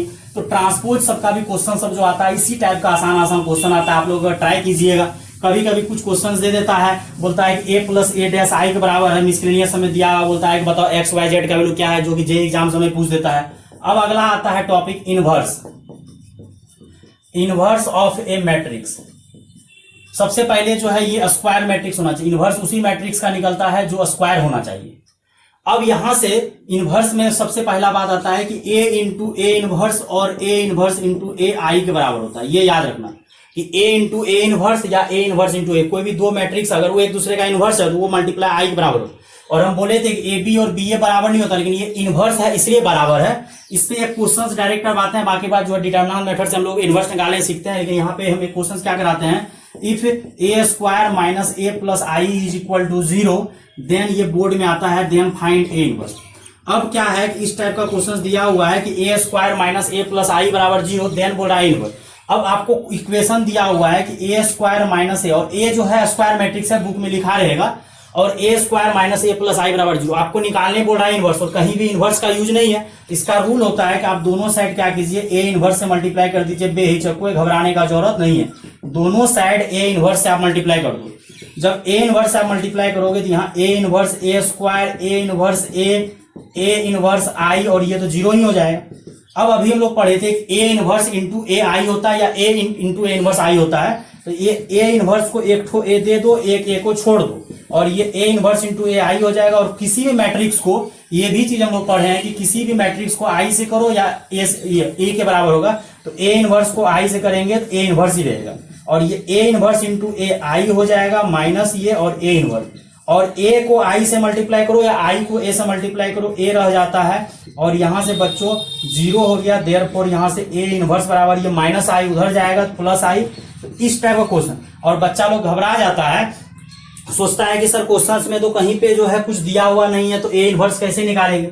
ऐसा कोई जरूरी थोड़ा है कि आपको ए दिया रहेगा तो ए इनवर्स, मतलब आपको इक्वेशन टाइप का दिया हुआ था, मतलब कोई ए मैट्रिक्स है जो कि इसको सेटिस्फाई कर रहा है। अगर ये सेटिस्फाई कर रहा है तो वो लोग बोलता है कि बच्चों बताओ ए इनवर्स क्या होगा, मतलब हमको ए इनवर्स निकालना है, दोनों साइड ए इनवर्स से मल्टीप्लाई कर दिए। इसी तरह से एक एग्जांपल और देते हैं आपको, मान के चलिए ये दे दिया 6a² + 7a + 8i बराबर 0, और बोलेगा कि इनवर्स निकालो। अब अगर इस क्वेश्चन का इनवर्स, मतलब ये इक्वेशन दिया हुआ है, यहां से हमको ए इनवर्स निकालना है, तो आपको दोनों साइड किससे मल्टीप्लाई करना पड़ेगा, ए इनवर्स से मल्टीप्लाई करना पड़ेगा। दोनों साइड ए इनवर्स से मल्टीप्लाई कर दो, कोई दिक्कत नहीं है, क्योंकि हमको ए इनवर्स निकालना है। अगर हमको ए इनवर्स निकालना है तो ए इनवर्स से मल्टीप्लाई कर दो दोनों साइड, वहां से ए इनवर्स का जन्म हो जाएगा। नहीं हो रहा था जन्म, तो ए इनवर्स मल्टीप्लाई कर दिए, जन्म हो जाएगा, और दोनों साइड किए। अब यहां से A inverse a³ minus 6a inverse a², 7a inverse a, 8a inverse i बराबर यहां 0। अब a इनवर्स को एक a दे दो, दो a को रख दो। क्यों? क्योंकि a इनवर्स इंटू a और a into a inverse i के बराबर होता है। और यहां से फिर क्या करो, यहां भी एक ठो a दे दो, दो a² है, फिर 7, ये तो a इनवर्स हने तो नहीं लिखना था, i लिख देना था, लिख देंगे लास्ट में खटा खटा। अब a inverse into A I हो जाता है, क्योंकि अभी लिखे हैं a into A inverse into A I हो जाता है, और ये भी आई हो जाएगा, और ये आई हो जाएगा। और किसी भी चीज को आई से मल्टीप्लाई करो वही रहेगा, ए इनवर्स को आई से मल्टीप्लाई किए ए इनवर्स रहेगा। आई मतलब 1 होता है, आइडेंटिटी का काम है। आई को a² से किए a², 6a + 7i, 8a inverse is equal to 0, और a² आ गया। अब यहां से 8a inverse is equal to उधर लेके चलो सबको, minus plus minus 7i, therefore a inverse बराबर आ जाएगा 1/8 minus a² + 6a minus 7i। अब देखो इसी में क्या करता है, कभी कभी एबीसी कर देगा, बोलेगा बताओ तो एबीसी का वैल्यू क्या होगा। इस तरह से बता सकते हैं बच्चों हम लोग, बहुत आसान क्वेश्चन है। इस तरह से अगर दिया रहेगा तो हम लोग क्या करेंगे, इसको इनवर्स वाला जो भी क्वेश्चन आएगा इस तरह से हम लोग बना सकते हैं। और बाकी इनवर्स निकालने का तरीका डिटरमिनेंट मेथड हम लोग यूज किए हुए थे। बाकी बात जब डिटरमिनेंट का क्विक रिवीजन कोई आएगा शॉर्ट में, उसमें हम लोग डिस्कशन करेंगे। अब क्या करते हैं, एक क्वेश्चन ट्रांसपोज भी आगे बढ़ते हैं कि सिमेट्रिक स्क्यू सिमेट्रिक क्या होता है। ये इनवर्स पे क्वेश्चन करा दिए जो कि बोर्ड में आएगा ही आएगा। सिमेट्रिक, अगर किसी चीज का ट्रांसपोज उसी के बराबर हो गया तो उसको बोला जाएगा सिमेट्रिक, और अगर किसी चीज का ट्रांसपोज उसके -a के बराबर आया तो उसको बोला जाता है स्क्यू सिमेट्रिक। उस पर भी कभी कभी लोग क्वेश्चन सब घुमा फिरा के पूछते रहते हैं, बोर्ड वाले जेई सबके एग्जाम में भी आते रहता है क्वेश्चन, तो सब में वही आता है, जेई के एग्जाम में कुछ भी हो। सिमेट्रिक मैट्रिक्स, और लिख देते हैं if A is a square होना चाहिए, if A is a square matrix. तो अगर सिमेट्रिक है तो उसका ट्रांसपोज उसी के बराबर हो, मतलब कोई भी मैट्रिक्स का अगर हमको बोलेगा कि वो सिमेट्रिक होगा या स्क्यू सिमेट्रिक होगा तो उसका ट्रांसपोज निकालो। अगर उसका ट्रांसपोज उसी के बराबर हो गया तो वो सिमेट्रिक कहलाएगा। और अगला एक आता है स्क्यू सिमेट्रिक, और उसको एक नाम और दिया जाता है असिमेट्रिक। तो असिमेट्रिक मैट्रिक्स, तो यहां से क्या होता है कि अगर a' - a के बराबर होता है तो उसको बोला जाता है असिमेट्रिक। मतलब कोई भी मैट्रिक्स अगर बोलेगा आज के बाद सिमेट्रिक है या स्क्यू सिमेट्रिक, उसका ट्रांसपोज करो, अगर उसका ट्रांसपोज a के बराबर आया तो सिमेट्रिक होगा, अगर -a के बराबर आया तो स्क्यू सिमेट्रिक होगा बेटा। और अब क्वेश्चन से एक एग्जांपल करो, a बराबर 1 2 दे देते हैं, 4 तब ना बनेगा, इसका डैश निकालो ट्रांसपोज। तो ये 1 2 यहाँ हॉरिजॉन्टल है, वर्टिकल हो जाएगा 2 4। अब देखो शायद ये a के बराबर ही आ गया, तो देयरफॉर a क्या होगा, सिमेट्रिक। तो कुछ बच्चा को दिख गया होगा, यहाँ 2 है यहाँ 2 है, तो मतलब सिमेट्रिक होगा। मतलब aij अगर aj के बराबर हो जाए, और अगर aij - aj के बराबर हो जाए तो वो स्क्यू सिमेट्रिक होगा। अब एक एग्जांपल और देखो, a बराबर 0 -1, यहाँ 1 दे दो, वहां 0 दे दो, इसका तुम ट्रांसपोज करो। इसका अगर तुम ट्रांसपोज करोगे तो क्या हो जाएगा, ये 0 -1 जो है तुम्हारा हॉरिजॉन्टल है, तो 0 -1 ये जो हॉरिजॉन्टल है ये वर्टिकल हो जाएगा। रो को कॉलम में चेंज कर देते हैं, अब एक लफड़ा सा दिख रहा होगा, यहाँ -1 है, यहाँ +1 है, लफड़ा हो रहा है तो सब जगह से माइनस कॉमन ले लो तो जीरो में तो कोई फर्क नहीं पड़ेगा, तो ये -a के बराबर हो गया। तो देयरफॉर a जो है आपका स्क्यू सिमेट्रिक हो जाएगा, स्क्यू सिमेट्रिक। या ऐसे भी देख लीजिए, यहाँ -1 यहाँ +1। एक स्टार लिखा देते हैं, प्रूफ पहले लाइव क्लासेस में कर चुके हैं, नोट करके हम लिखा देते, बड़ा 5 स्टार है, जल्दी नहीं पता था सर लोग छोड़ देता बच्चा लोग को। In a skew symmetric matrix, matrices लिख देते हैं, diagonal elements are equal, diagonal elements are zero, equal नहीं जीरो। स्क्यू सिमेट्रिक मैट्रिक्स अगर है तो उसका डायगोनल को जीरो होना पड़ेगा। बाकी बात प्रूफ हम लाइव क्लासेस कर चुके, क्यों होना है कि याद रखना, अगर ऑब्जेक्टिव आएगा कि स्क्यू सिमेट्रिक मैट्रिसेस का डायगोनल एलिमेंट्स हमेशा क्या होता है बच्चों, जीरो होता है। ये आपका क्विक रिवीजन करवा दिए। कुछ एक चीज और भी है, बाकी बात कॉपी देख लीजिएगा और इसको अच्छे से देख लीजिएगा। और क्विक रिवीजन कभी बोर्ड एग्जाम के टाइम में आपको रिवीजन करना, खटाक रिवीजन कर लेंगे बच्चों। और जो भी बच्चे चैनल को लाइक सब्सक्राइब नहीं कीजिए, आपके पीछे मेहनत किया जा रहा है, मेहनत कर रहे हैं यूट्यूब में, जो भी है मेहनत कर रहे हैं, लाइक सब्सक्राइब जरूर कीजिए आपको हमेशा, और लाइव सब्सक्राइब कर दीजिएगा तो आपको हमेशा नोटिफिकेशन मिलते रहेगा न्यू वीडियो का बच्चों। ठीक है बच्चों, थैंक यू।